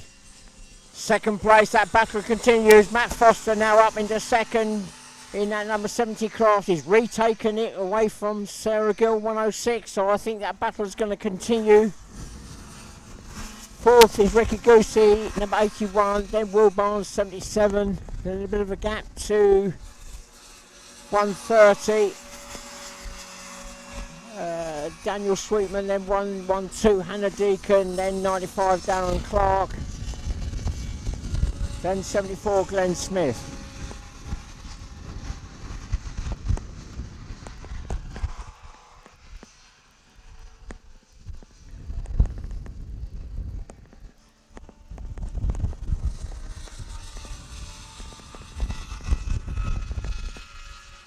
Oh, Will Barnes going for it as he exit lake number 1 and goes past Ricky Goosey. I think he caught him out there. Ricky not quite aware that Will Barnes was on an absolute fire as he came out of lake number 1 and swept past Ricky Goosey as they went down the main land section straight. And let's see if that changes again as they come round back onto lake number 2. Now it's still Will Barnes.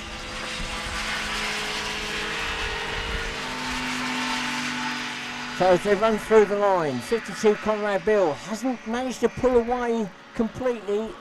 Matt Foster 70 still tucked in there in second, as is Sarah Gill 106 in third. Then a bit of a gap to fourth spot Will Barnes 77, then fifth 81 Ricky Goosey.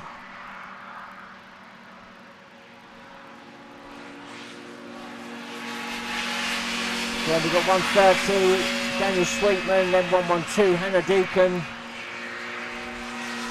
Then 95 Darren Clark, then 74 Glenn Smith.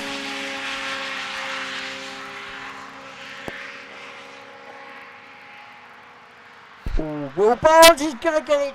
Oh, I thought he was going to get it wrong coming out of the exit there. The craft slewing sidewards. The bank was approaching him rather rapidly, but he managed to get it straight just before the jump out of the lake.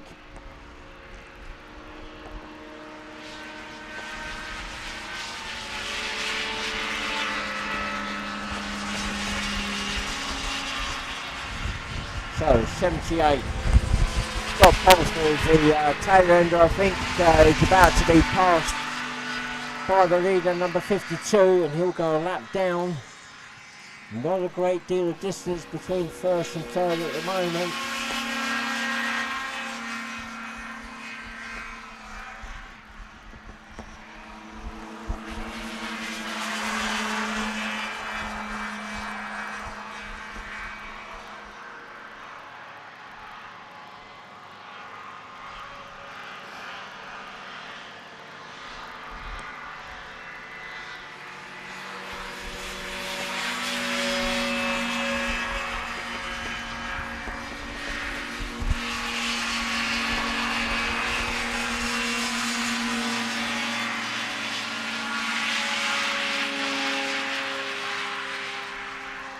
Well, Will Barnes 77 down the back straight there has really pulled away from Ricky Goosey now, number 81. Will Barnes on an absolute flyer.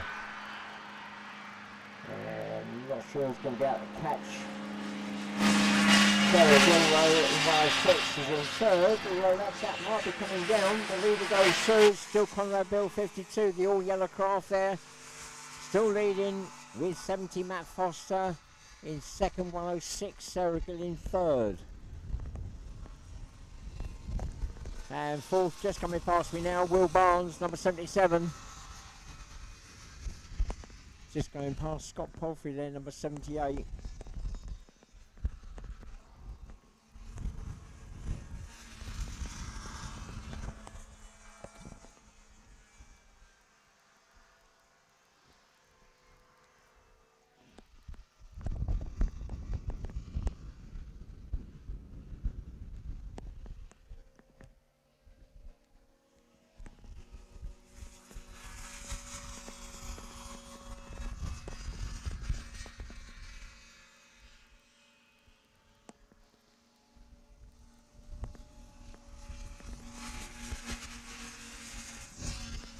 Right, the leader drops on to late number 2. It looks like the last lap board is going to be coming out fairly shortly.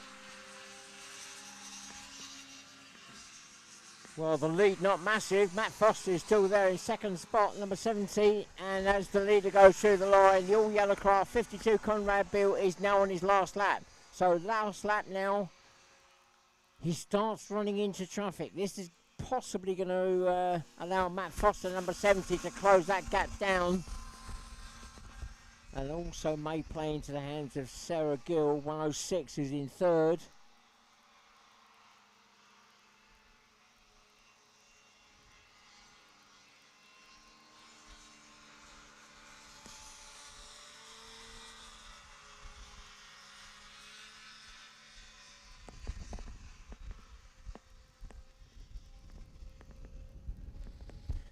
So as they disappear around the back of late 2 for the last time, no change of order for the top 3. They are in amongst the traffic. Conrad Bill seems to be getting through the traffic reasonably okay, but Matt Foster is closing that gap down. Conrad Bill just passing one of the back markers there. Daniel Sweetman 130, he's got past him, so he's now got a clear run to the line. And Matt Foster getting caught with the back markers there. Darren Clark 95. Just holding up his progress. Sarah Gill winning that craft on. She's going to go for the line. It's going to be close, but it is going to be Matt Foster 70 that takes second. So Sarah Gill 106 seeing the possibility of the snatching that way, that second place away from Matt Foster there on the line, but not quite getting it. So that's where the back markers playing a part.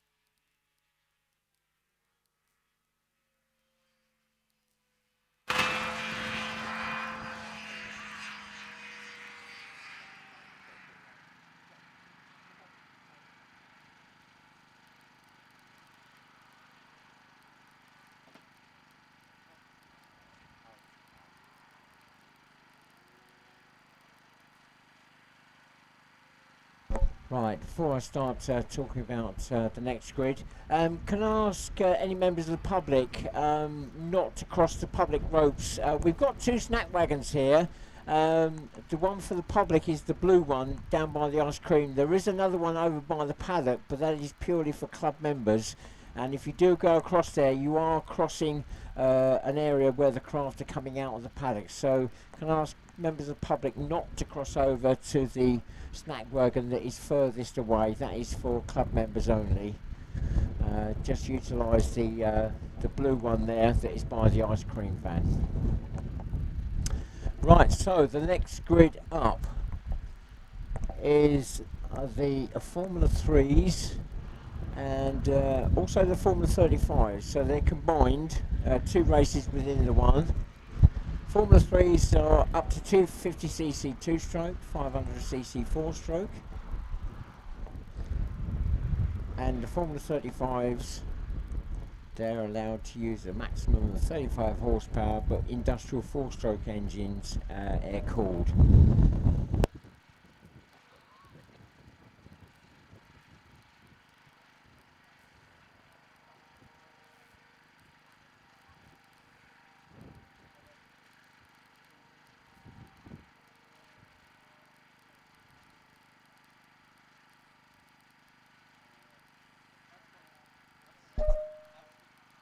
So the grid forming up is Formula 3 and Formula 35. The F3s will be at the front and the Formula 35s at the back.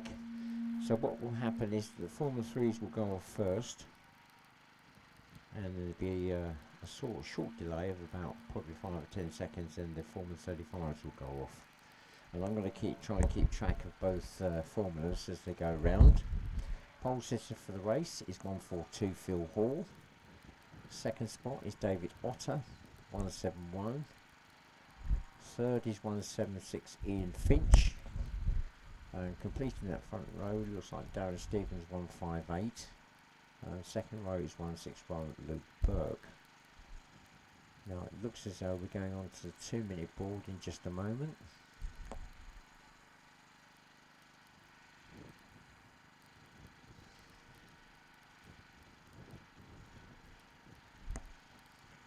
For the Formula 35s, we got 202 Philip Tassel in pole position, 201 Zoe Deacon in second, and third is 224 Rupert Baker.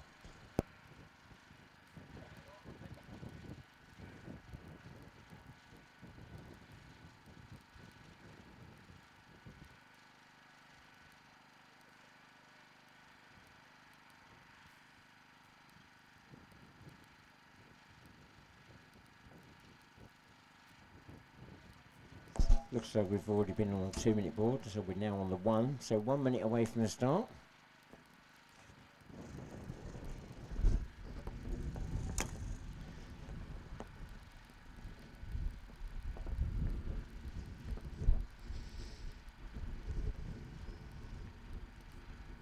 This again is a 7-lap race.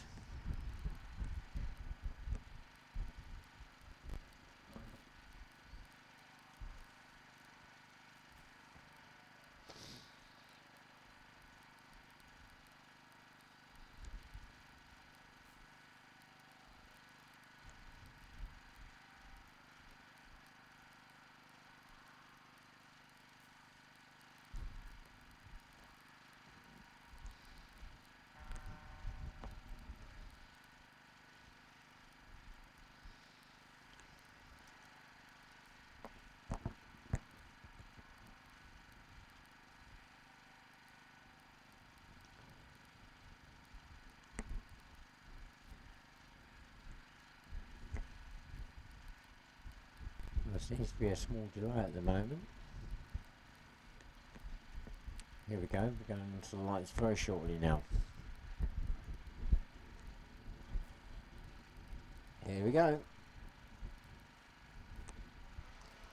And we're David Otter with a good start there, 171. And Phil Hall is going to be on the inside though, and he moves through into the first place, 142.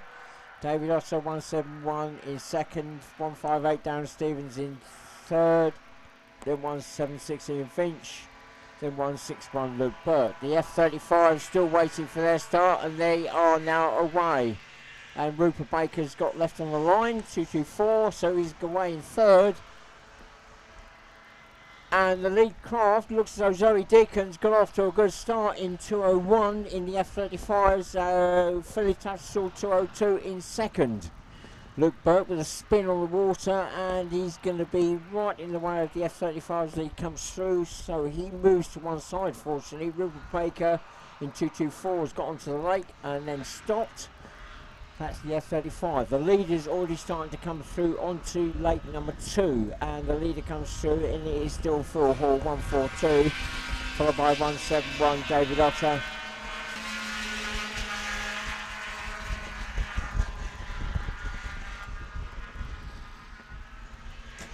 Coming through in third now is 158, Darren Stevens.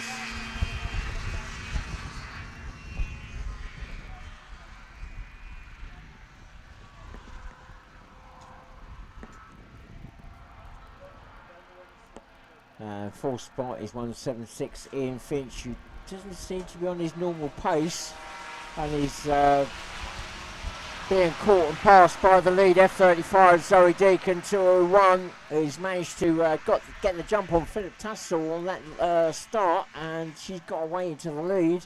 Philip Tassel now trying to fight his way back in that number 202.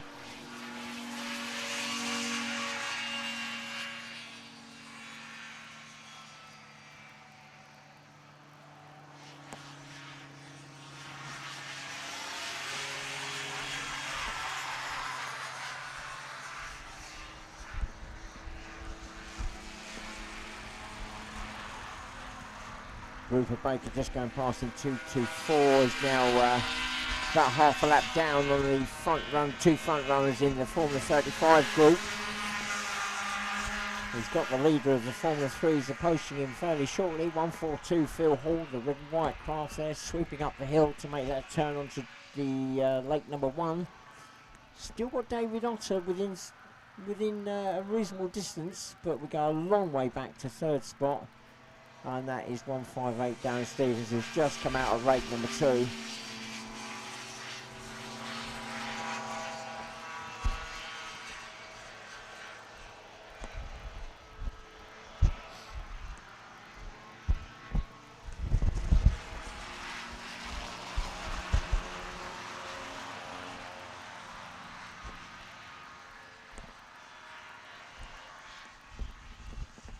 Zoe Deacon in the F35 has managed to ease a little bit of a gap to second place 202 Philip Tassel.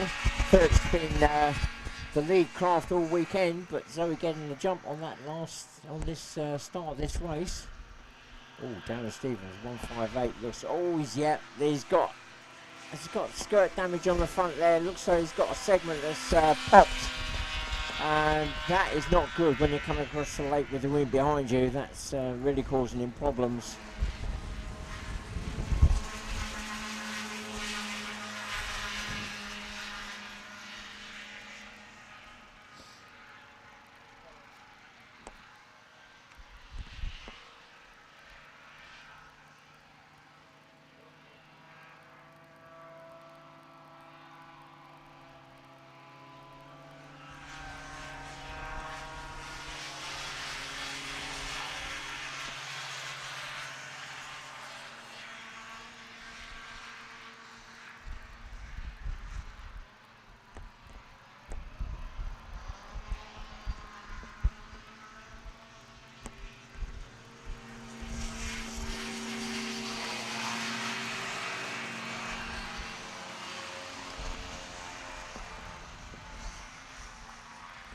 Darren Stevens 158 there, the F3 about to be passed by the lead F35 craft, Zoe Deacon 201. Philip Tassel still there in second spot, not far behind but not close enough to mount a challenge in that 202. That's the two craft that are just dropping onto lake number 1 now. The leader goes through for the Formula 3s, 142 Phil Hall. Now with quite an extensive lead over David Otter, 171, who's just coming past me now. I think he got held up on traffic on that last lap.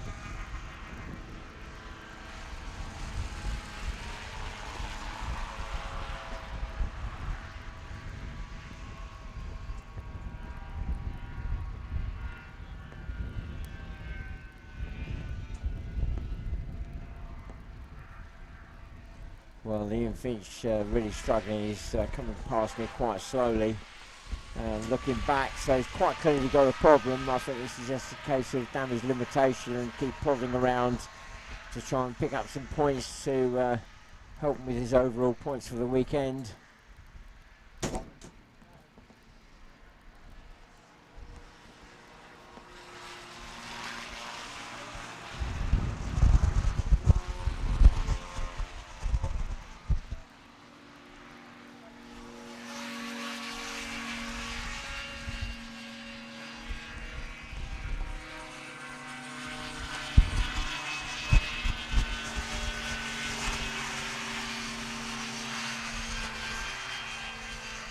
And well, Darren Stevens 158 really struggling now. Those skirt segments on the front really scrubbing his speed off.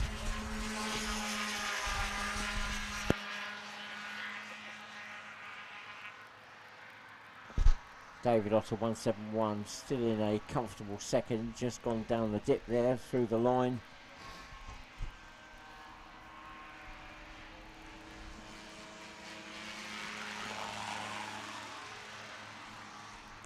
So as the leader, 142 Phil Hall exits the lake number 1. I can see the last lap board being prepared.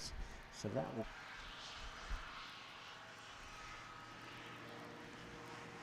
And I've lost Philip Tattersall. I've lost Philip Tattersall somewhere around the track. Zoe Deacon 201 has come through. And that must be around the back of lake number 2 somewhere. I can't see him anywhere else on the track. So Zoe Deacon now with a clear run. She's popped a segment on that front right corner, but that really shouldn't be a problem. The leader goes through, 142 Phil Hall. The last lap board is up, so 1 lap to go now.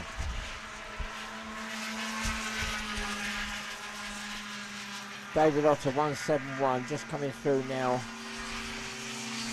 in second. Oh, Zoe Deacon getting caught out there in 201. Kraft dug in that segment really, that's popped, just dropping the cushion pressure. She's got away with it. Last year she came out and hit that bank at the same spot.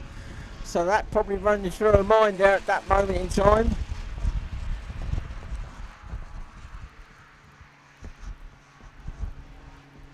Well, Philip Tattersall 202 has finally reappeared, so I'm not quite sure what went on there. So it looks as though he's still in second, some way back now, probably half a lap down on the leader. That's for the F35s.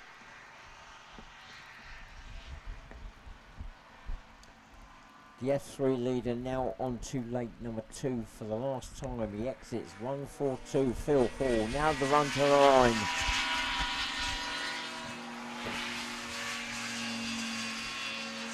There we go, checker flag. He's up and out and down for the leader and winner of the race, 142 Phil Hall.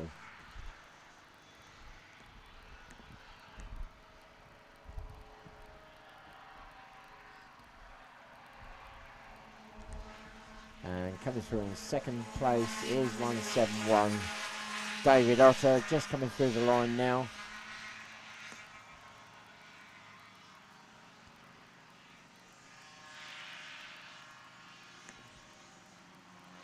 The Formula 35 winner's already gone through. Zoe Deacon 201, Philip Tattersall coming through now 202, will come through in second. Rupert Baker will take third for the Formula 35s and 2G4 just coming past me now. Now, with the Formula 3s, I've lost track a little bit. A lot of craft having trouble with, for one reason or another. I think Darren Stevens, 158, may have taken third, but that is subject to confirmation.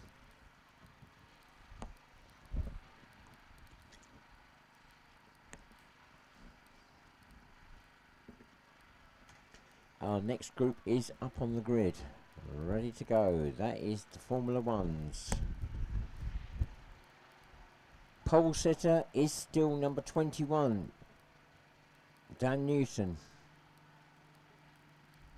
Down on power today because he had to swap engines last night and because of an issue with the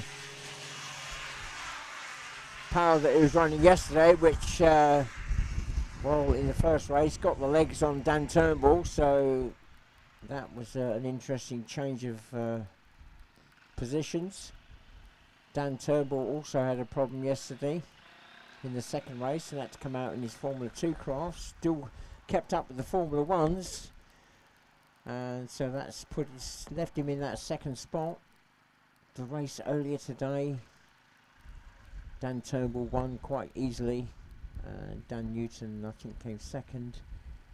Third was Conrad Bill in number 19.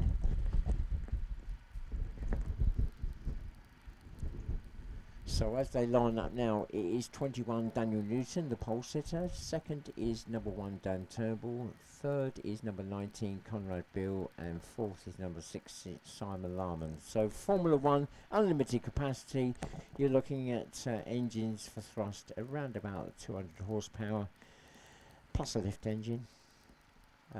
They will go off the line extremely quick. They will probably out accelerate most road cars from a standing start. They will probably top out at around about 80 mile an hour as they're going down the back straight on the land section. And because of this speed, they will be doing an extra lap. So they will be doing 8 laps. That looks like the 2-minute board has just gone up. So 2 minutes away from the start.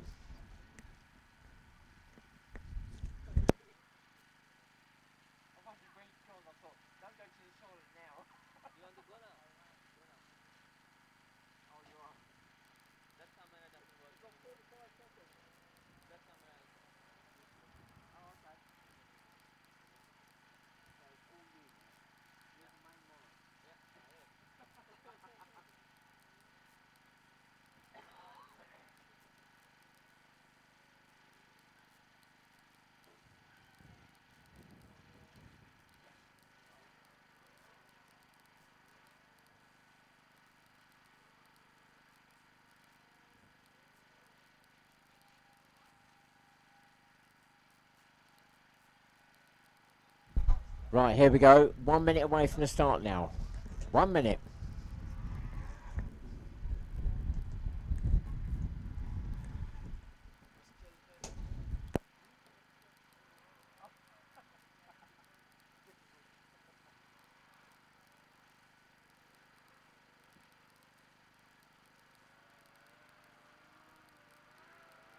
Well, they're away, and it's Dan Turnbull, number 1, that's got away first and drops onto the water, followed by 21 Dan Newton, then Conrad Bill, number 19, then 6 Simon Larman.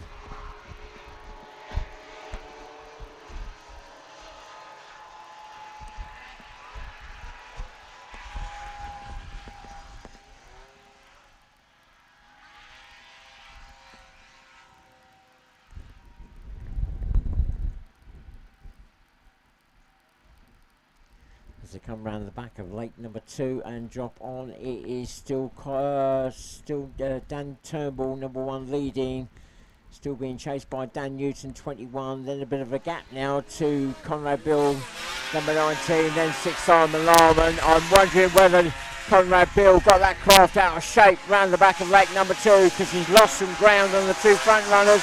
Oh no, there we go. He's just looked back. He's got an engine problem, the thrust engine obviously not on song, so he's now got Simon Larman chasing him for that 3rd spot.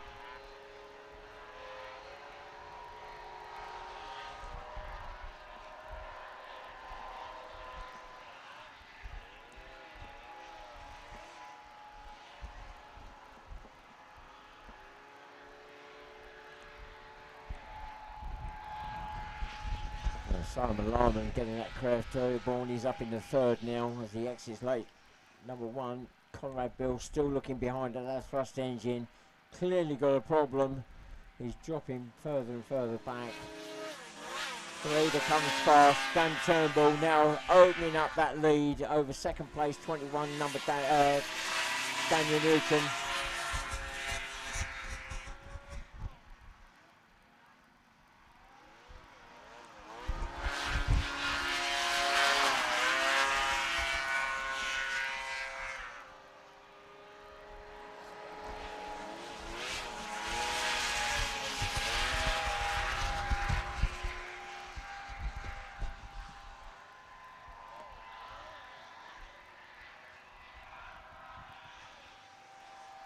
Dan Newton's popped a segment on that front right corner. Doesn't seem to be causing a major problem. May just take a bit of the pace off the craft.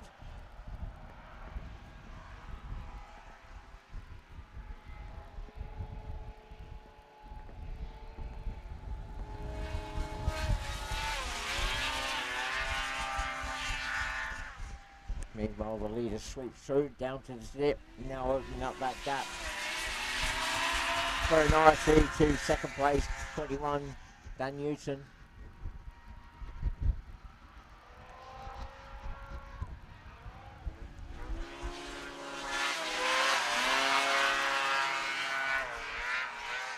Third spot, Simon Lyman still there.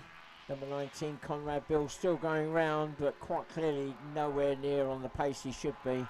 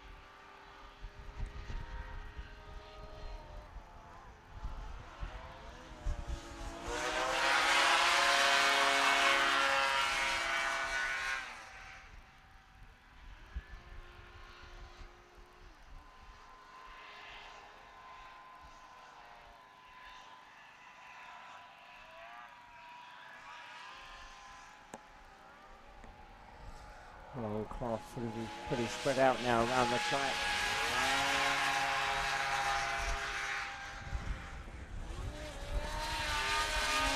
Dan Turnbull, number 1. Away and clear, and actually catching the tail ender. This time it's Conrad Bill, number 19, who's quite clearly bringing the sick craft around at a pace where he can just pick up some points. He's let the leader go through.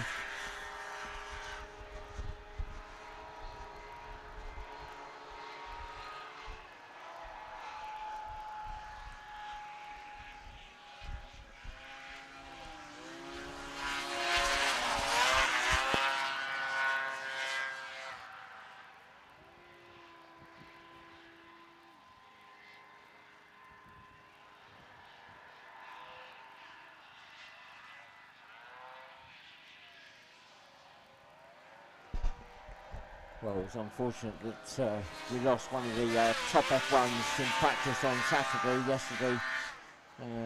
Darren Wallace, number 7, who would have been up there battling with Dan Turnbull. Unfortunately, had a major fan explosion during practice. Conrad Bill, with his hand up, he's decided to call it a day. He's probably realised he's done enough laps. He's not going to get any further up the field. Yeah, so Darren Wallace, the thrust fan exploded and did quite a lot of damage to the thrust unit. So unfortunately he wasn't able to continue the rest of the game, which is a great shame.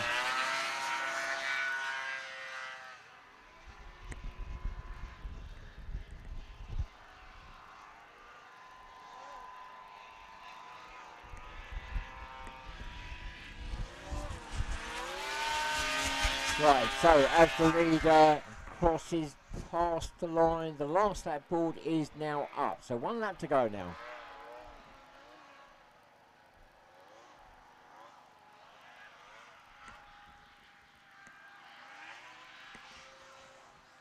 And the next group already starting to form up on the grid, and that's Formula 2.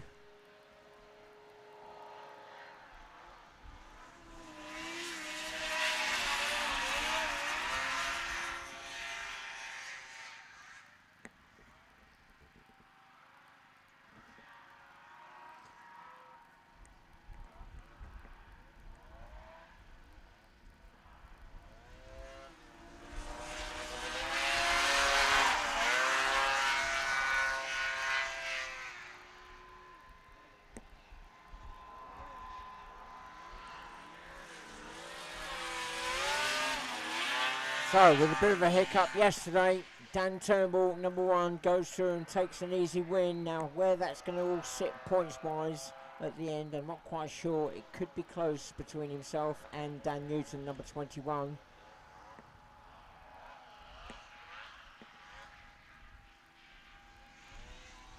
Dan Newton came into this this particular race in pole position.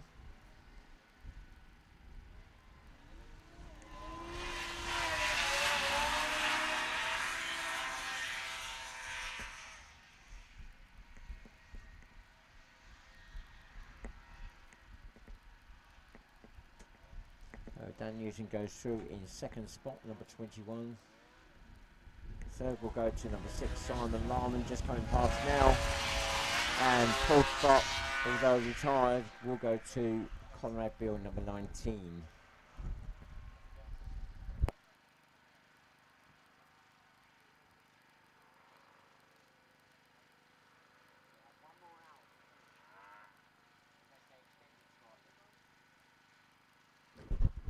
So our next group up is Formula 2, and we are looking at up to 600cc 2-stroke, 750cc 4-stroke. Now we did have 4-strokes out there. We had 3 4-strokes yesterday. Unfortunately we've lost 2 of them. Tony Goldney with an engine failure yesterday, and we've lost Chris Moore earlier today. He was involved in that red flag incident, and he got air ambulanced off, so we've lost him from the grid. So I'm looking across there now to see who's actually whether there's going to be any 4-strokes out there, and there will be. That's number 89, Peter Symes Thompson, I think it number 89.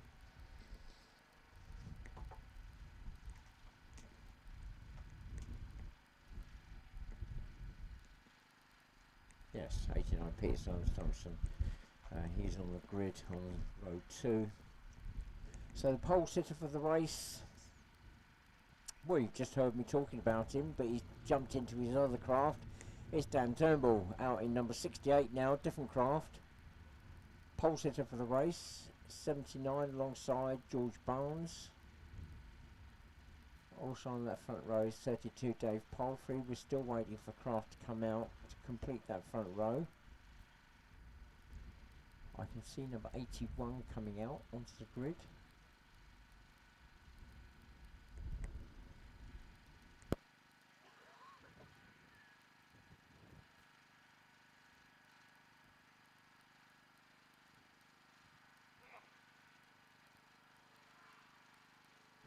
Now, making reference to the red flag incident earlier where we had to call in the air ambulance, that has impacted on the programme.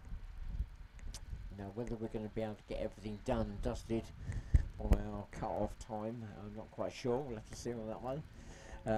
Unfortunately, with the programme now, with the dog track there, we are restricted in when we can run to, because the dog racing starts this afternoon, and we do have to go quiet at a certain point so we don't interfere with the dog racing.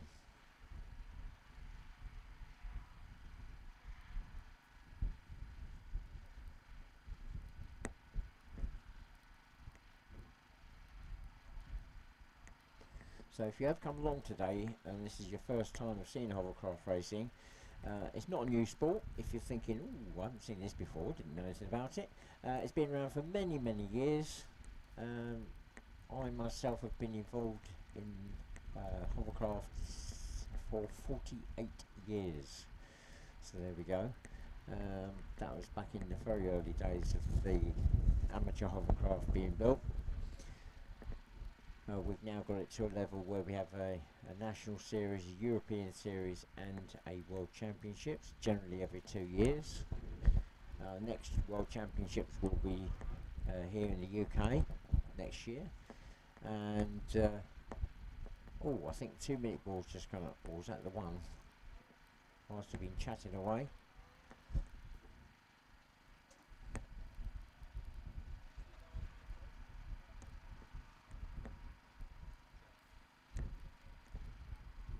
No, we've already gone on to the one, so we're coming up to the start fairly shortly.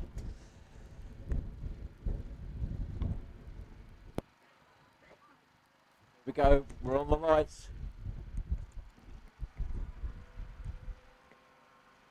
And Dan Turnbull sprints away off the line, number 68, followed by 32 Dave Palfrey, then George Barnes 79. I think that's going to be 100 John Scriven, then 81 Ricky Goose, and then Peter Sands Thompson picking up the rear in number 89. Dave Palfrey, all sorts of problems coming across the lake there. The skirt system on that really not liking the wind behind him there, and he drops back in last place.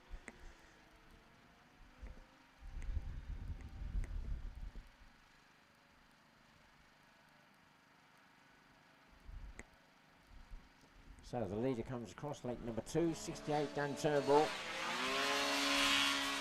Already sprinting away from second spot, which is now George Barnes, number 79.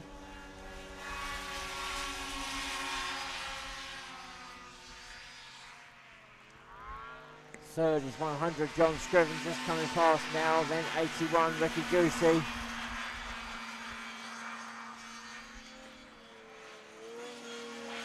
Then Dave Palfrey picking up a place, number 32, and then 89 Peter Simons Thompson.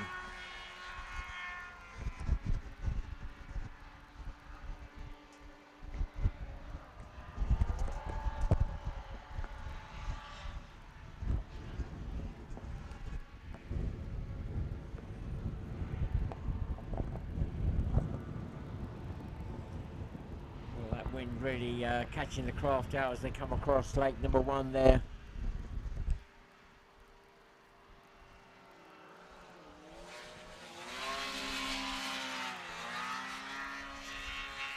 Well, two craft having problems there. Dave Palfrey, number 32, and Peter Simons Thompson, number 89. Still stuck on lake number 1.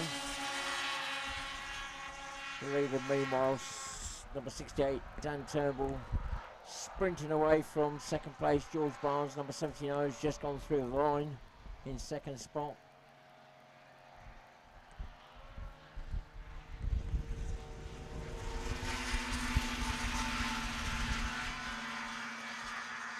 And, well, really the only battle going on is that for that third spot, which is going on between 100 John Scriven and 81 Ricky Goosey.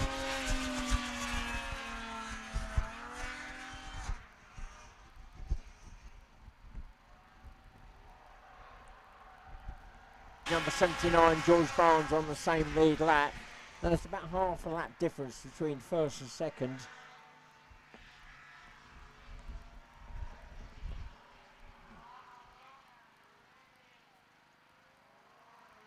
And again, George Barnes puffs, I don't know whether it's a puff of smoke or spray that comes out as he goes down into the dip on the finish line, then sweeps up and around. There's always that what looks like smoke. It may be water just coming out of the back.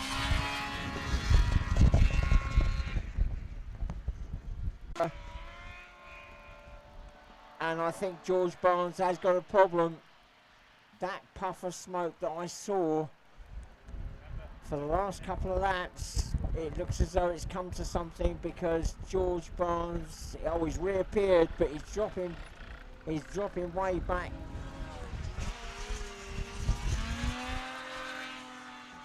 Way off the pace. Yeah, the hand's gone up. He's really cruising across the line now as he comes through. So George Barnes, quite clearly a problem with the thrust. So Dan Turnbull, number 68, crosses the line, takes the win. Now, George Barnes went through in front, so I think he still has to do another lap before he comes. No, he will actually take second. Ricky Goosey, number 81, will take third. Fourth will go to John Scriven, 100. And then we've got Dave Palfrey, number 32.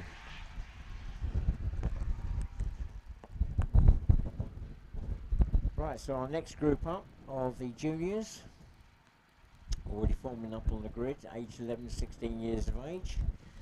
And yes, they are restricted in what they can run. But I'm going to hand over at this point to my co-commentator, Jake Shaw, who's a junior driver himself. And he's going to give you a different slant on the junior race. He's not racing this weekend. So I'm going to hand over to Jake in just a moment, and I will come back to you after that junior race for the open race. Now, if you're looking at your programme, the open race in theory should be the end, but we've still got a rerun of the Formula 2 race that was red flagged earlier, and we're hoping to squeeze that in before the end of racing, but we will be restricted on the times. So I'm going to hand over to Jake now in just a moment, and I will come back to you after this junior race.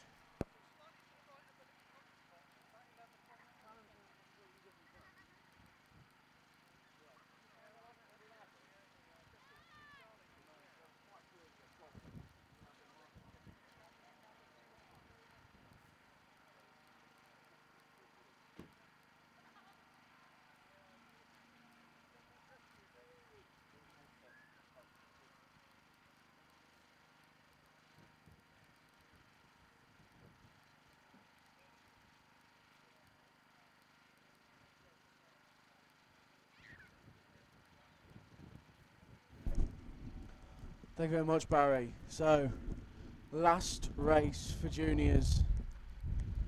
Today we've seen some really good racing, and hopefully we're going to bring you some more of that good racing.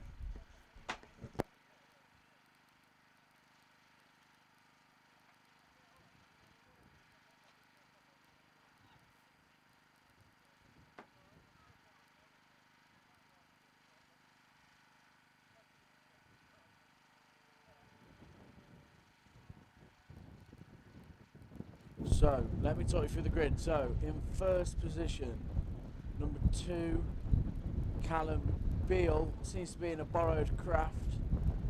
Then number 3, Abby Beale. Then number 176, Leah Clark in a borrowed craft as well. 143, Amaris behind her. Then number 100, Izzy Crane. Then 158, Jonathan Stevens. Then 157, Rebecca Stevens.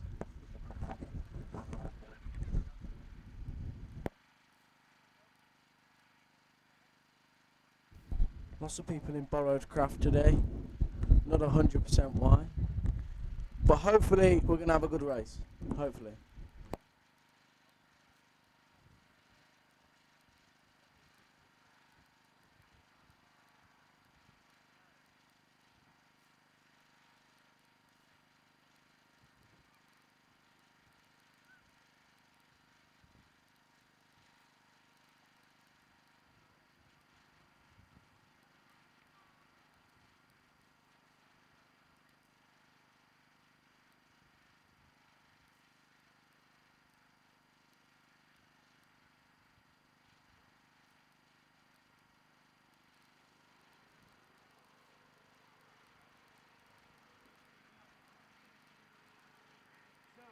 So we're off. First position, number 16, Adam Turnbull. Then it looks like 176, Leah Clark. Adam going in with a massive splash there. Then it's number 3, Abby Beale. Then number 2, Callum Beale, being overtaken by number 158, Jonathan Stevens. Then 143, Amorales. Then number 100, Izzy Crane. Then we got 157, Rebecca Stevens. Have a feeling in this race there'll be a battle between 176, Leah Clark, and number 3, Abby Beale.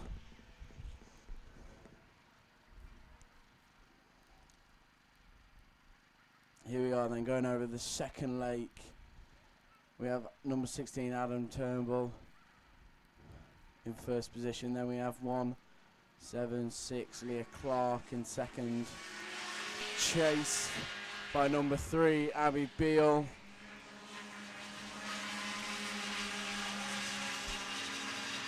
Then we have 158, Jonathan Stevens, chasing the 2 in front. Then it's number 2, Callum Beale. Then 143, Aaron Morales.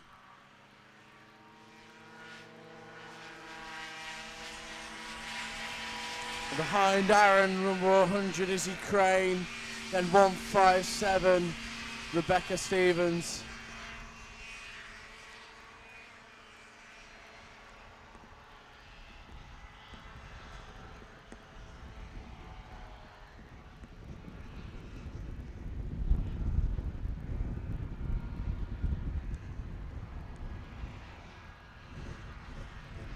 Number 2, Callum Beale, just going off the lake there. He's not usually in this craft, he's burrowed it. It's got a lot of lift, that craft. So should do well on water. So here we are, number 16, Adam Turnbull. Knocking over a bendy post as he comes past me. Then we've got 176, Leah Clark in second position. Then number 3, Abby Beale in her brother's craft. 158, Jonathan Stevens still behind Leah and Abby. Then we got Callum Beale, number 2, behind them. Then 143, Aaron Morales.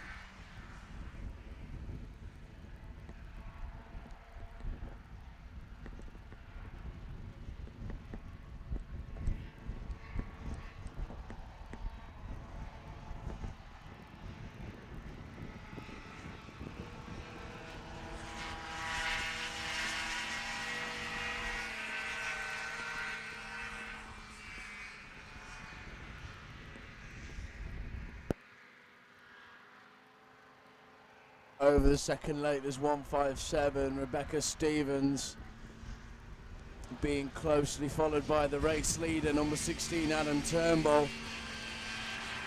Number 16, Adam Turnbull going on to lap. Number 157, Rebecca Stevens.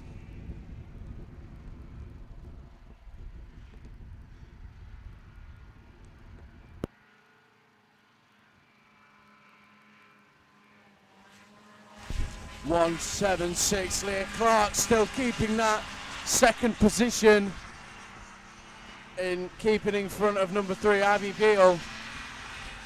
158, Jonathan Stevens behind the two, trying to shorten that gap between him and Abby Beale. Question is, can number 3, Abby Beale, get past number 176, Leah Clark? Guess we'll have to find out.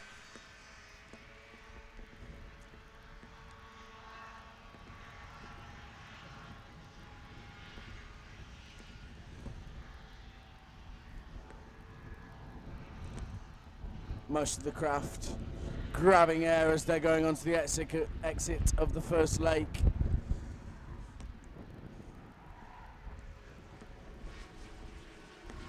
Number 16, Adam Turnbull, passing me now.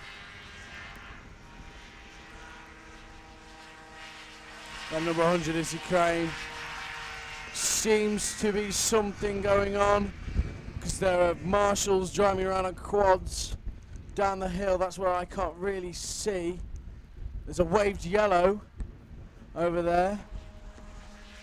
Let's see if we can find out who it is. So 176, Leah Clark in second position. Then we got number 3, Abby Beale in third position. Then 158, Jonathan Stevens in fourth.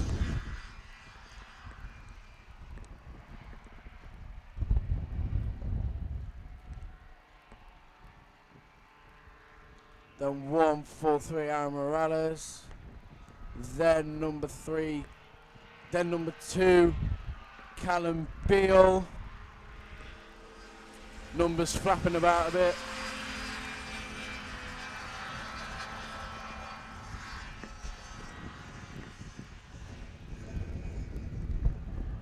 I'm still unsure who that is down that hill. Can't quite see who it is. All I saw was loads of marshals going over there to check what's going on. But anyway, here we are, number 16, Adam Turnbull. Race leader at the moment, in quite a comfortable first. Over the second lake now, I should see the 2. I see number 3 Abby B, and I also see number 176 Leah Clark. It is neck and neck on the lake, and it seems to be that Abby Beale, number 3, has got that second position after overtaking number 176 Leah Clark on the lake. 158 Jonathan Stevens still behind them.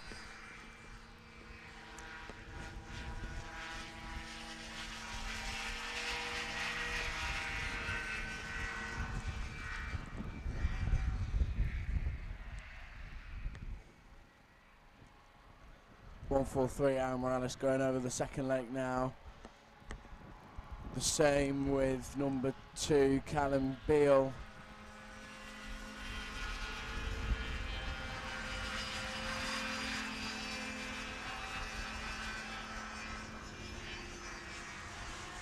The craft that Callum's in's a lot deeper than his own craft that his sister's using in this race. But he's still doing quite well.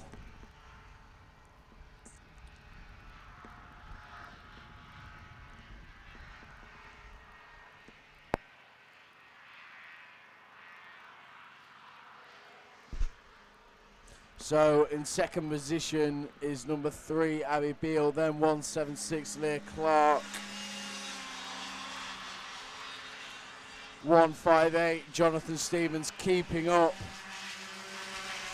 I have a feeling he's going to try and catch 176 Leah Clark. Last lap board is up. Last lap board.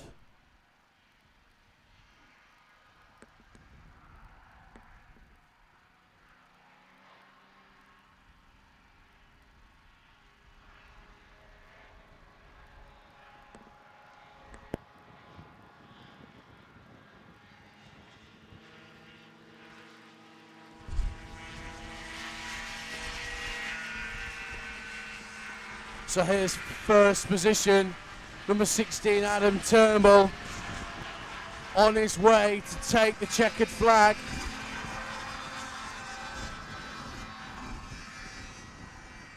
So your race leader is number 16 Adam Turnbull. Second position should be number 3 Abby Beale. She's going on to the second leg right now.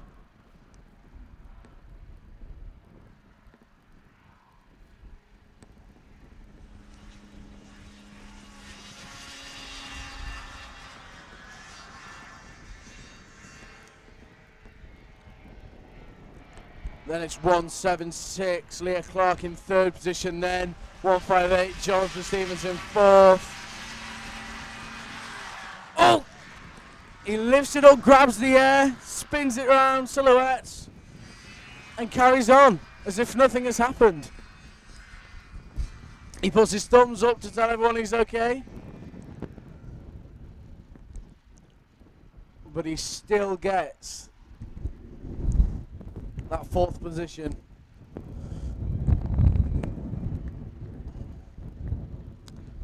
I think the person over there who the marshals went to rush to was number 157 Rebecca Stevens, because I can't remember seeing her do that many laps, but I'm not sure because I can't really see the guts of the craft.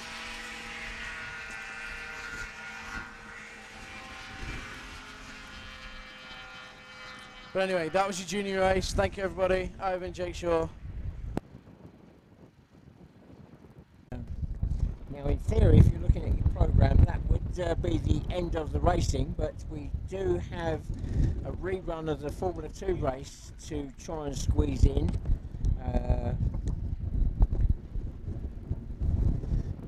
And the wind really picking up. I'm trying to find somewhere to hide out the wind so my microphone won't go berserk. I'm getting too close to the speaker. Right, so the grid for this open race is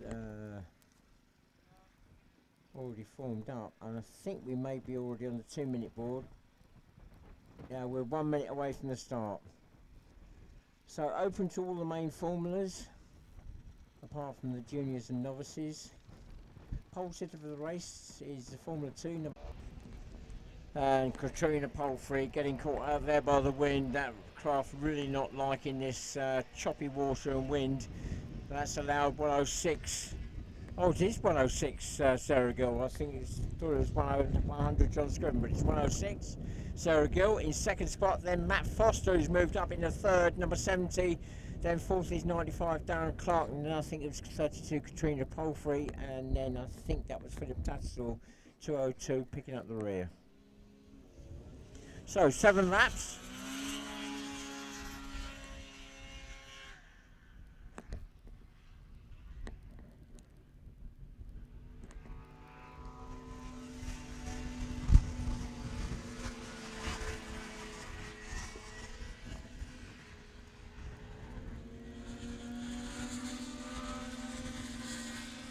Well, the leader ran clear. Looks like we could have a battle for that second spot. Matt Foster, number 70, has got the pace to mount a challenge on Sarah Gill, 106 there as she drops onto the water.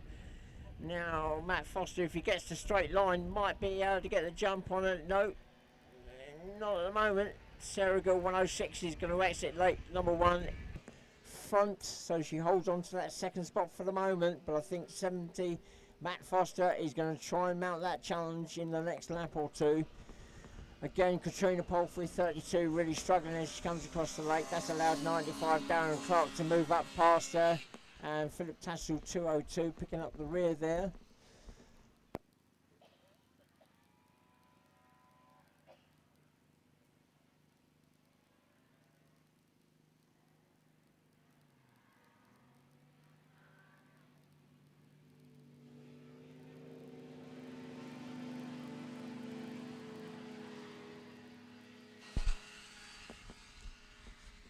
So the battle for second as they drop down to the dip there, 106, still being chased by 70 Matt Foster. The leader already down the end of the main land straight.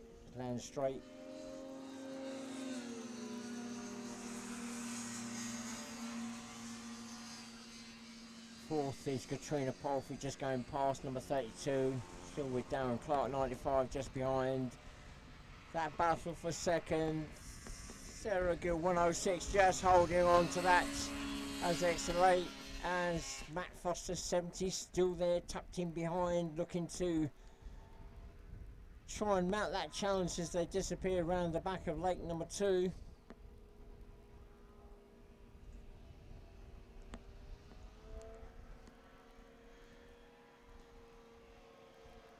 And Matt Foster looks like he's all over the back of Sarah Gill as they're about to drop onto lake number 2. Just about 1.5 craft lengths in it, 2 craft lengths as they exit lake number 2. Matt Foster really good, getting poised to mount that challenge. Sarah Gill, number 106, looks behind. Yes, he's still there.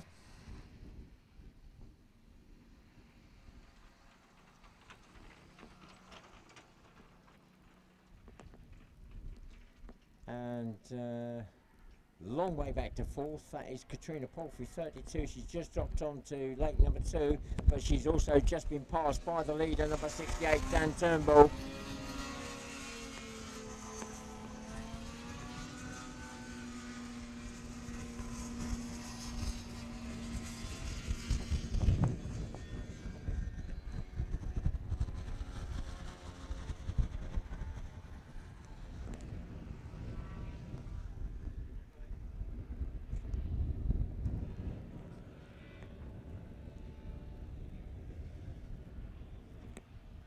The leader, just go through the dip there, through the line, is going to be approaching that battle for second. So just 2 craft now on the same lead lap as number 68, Dan Turnbull.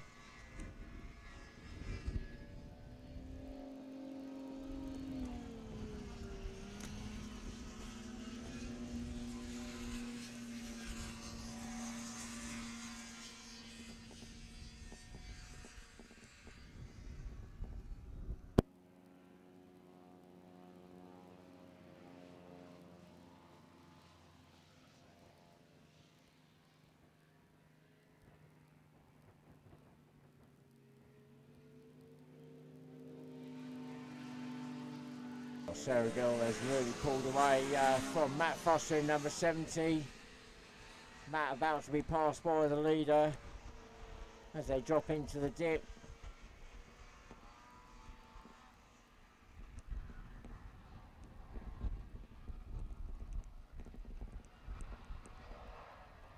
And now for the checkered flag.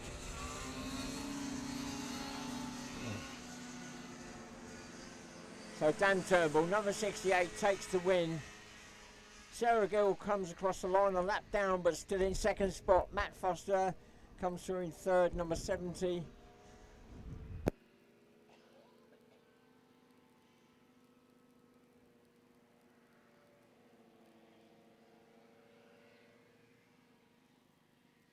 And it looks like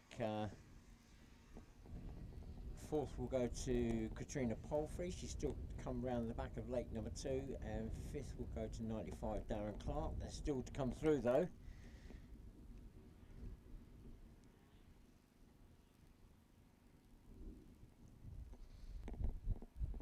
Looks like we're managing to squeeze in this final race of the day. It is the rerun. I'm trying to see the paddock board in the down there, the paddock, but the wind is catching it and I can't quite read it. I think this is going to be the rerun of the Formula 2 race that was red flagged earlier, where we had to call the air ambulance in. But I need to wait to find out whether that's for sure.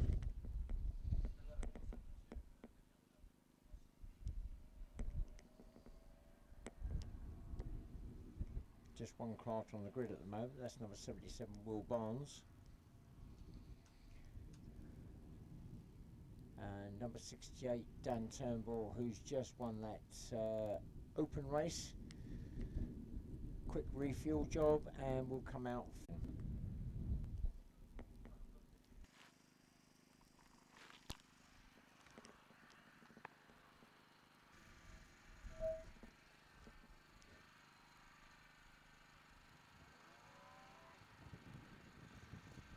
Now we'll have to cut our short our racing today. We're going to be finishing at 2 o'clock, so this will be the last race, and there'll probably be the opportunity for you to come in and have a look around at the craft after we finish racing. So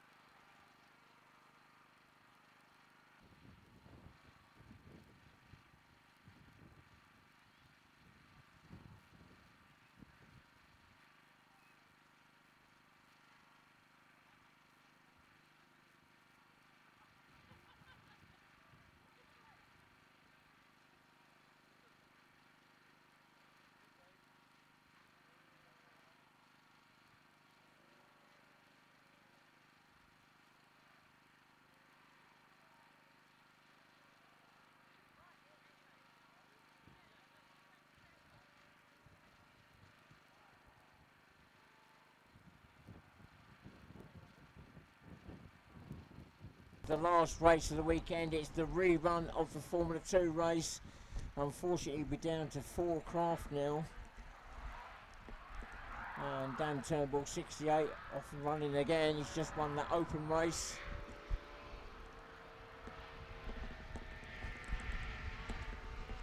Will Barnes, 77, just tucking in behind, then 32, Dave Palfrey again struggling with that craft coming across the water. Out of the water and he's off and running. Just doesn't like the water section.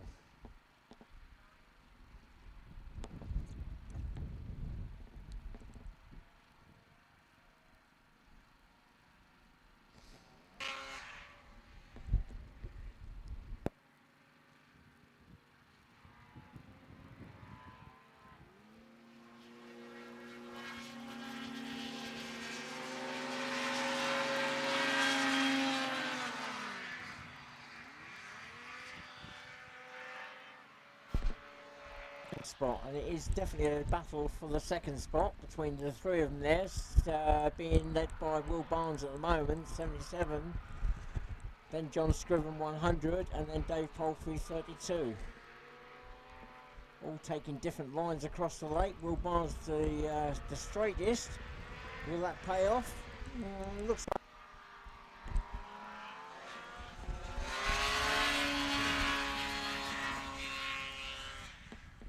So this is a 7-lap race.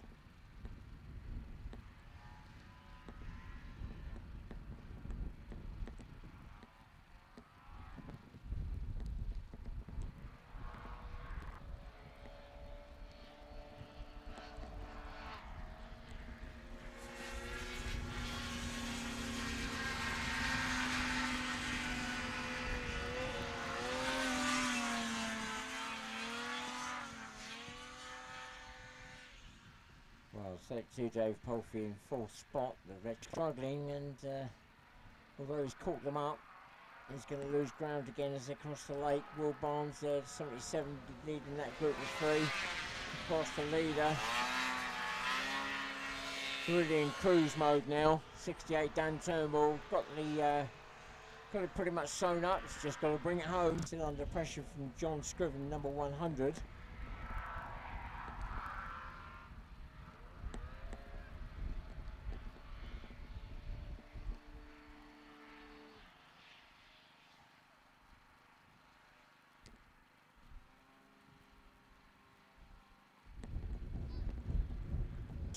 Lake number 2, the 3 of them still there, nip and tuck.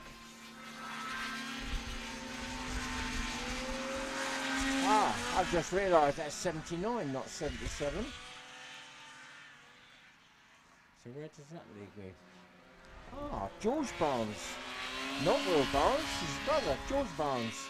Something's quite clearly gone wrong with it, and he's borrowed the Formula 50 craft to come out in this race. Well, that explains that little mystery. Oh, George Barnes, the front dropped. He managed to hold on to it. John Scriven is going to squeeze through now, carry the speed through. No, George Barnes, 79, has managed to hold. The craft stops, the driver doesn't, but he managed to hold on to that then.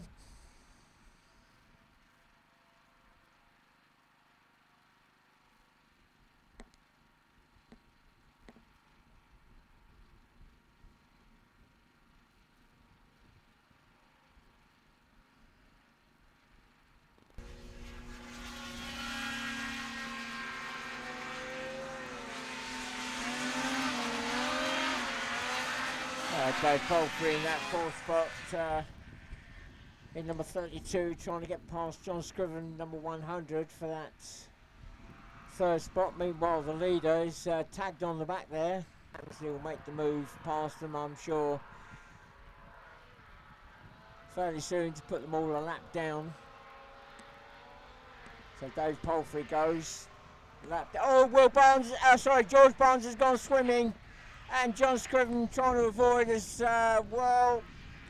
He's got away with it. The hit made contact. Ops, the driver doesn't, so he's gone swimming, and the race continues at the moment. John Scriven getting very lucky there. He hit the bank, threw him all over the place, but he's managed to get away with it. The leader coming across lake number 2. The last lap board is there waiting. Now. Just down to the 3 craft. No, George Barnes back in.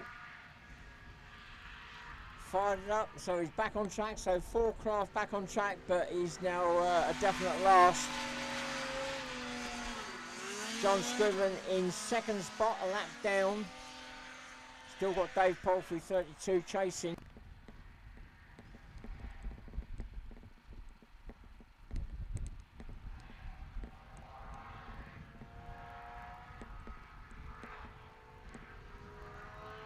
Well, John Scriven's just got to bring it across the lake clean. Dave Palfrey again with problems. Number 32 there.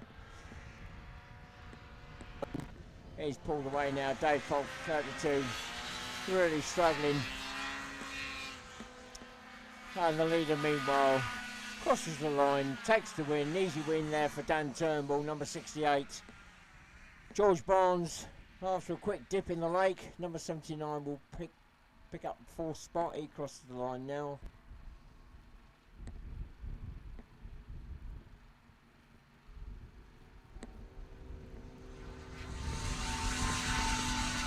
Number 100, John Scriven, comes through the line and takes second spot. So that is our racing complete for today. Unfortunately, we've managed to squeeze everything in our time frame. 2 o'clock was our cut-off. The dog racing will be starting fairly soon, which is why we've had to finish early. Free entry. You can either leave your cars here or go out into the main road and follow the signs round to the back of the track where the public car parking area is, and that's all free, and that'll be going on this afternoon, and that's good fun to watch. For those of you that have come into of our UK Championships, I suspect give it a few minutes. If you want to go and have a look at the craft in the paddock area, you're more than welcome to, just because the craft will be stopping and we do have to have engines off at 2 o'clock. Just remember, if you do go into the paddock area, it's a no smoking zone, and watch on the craft.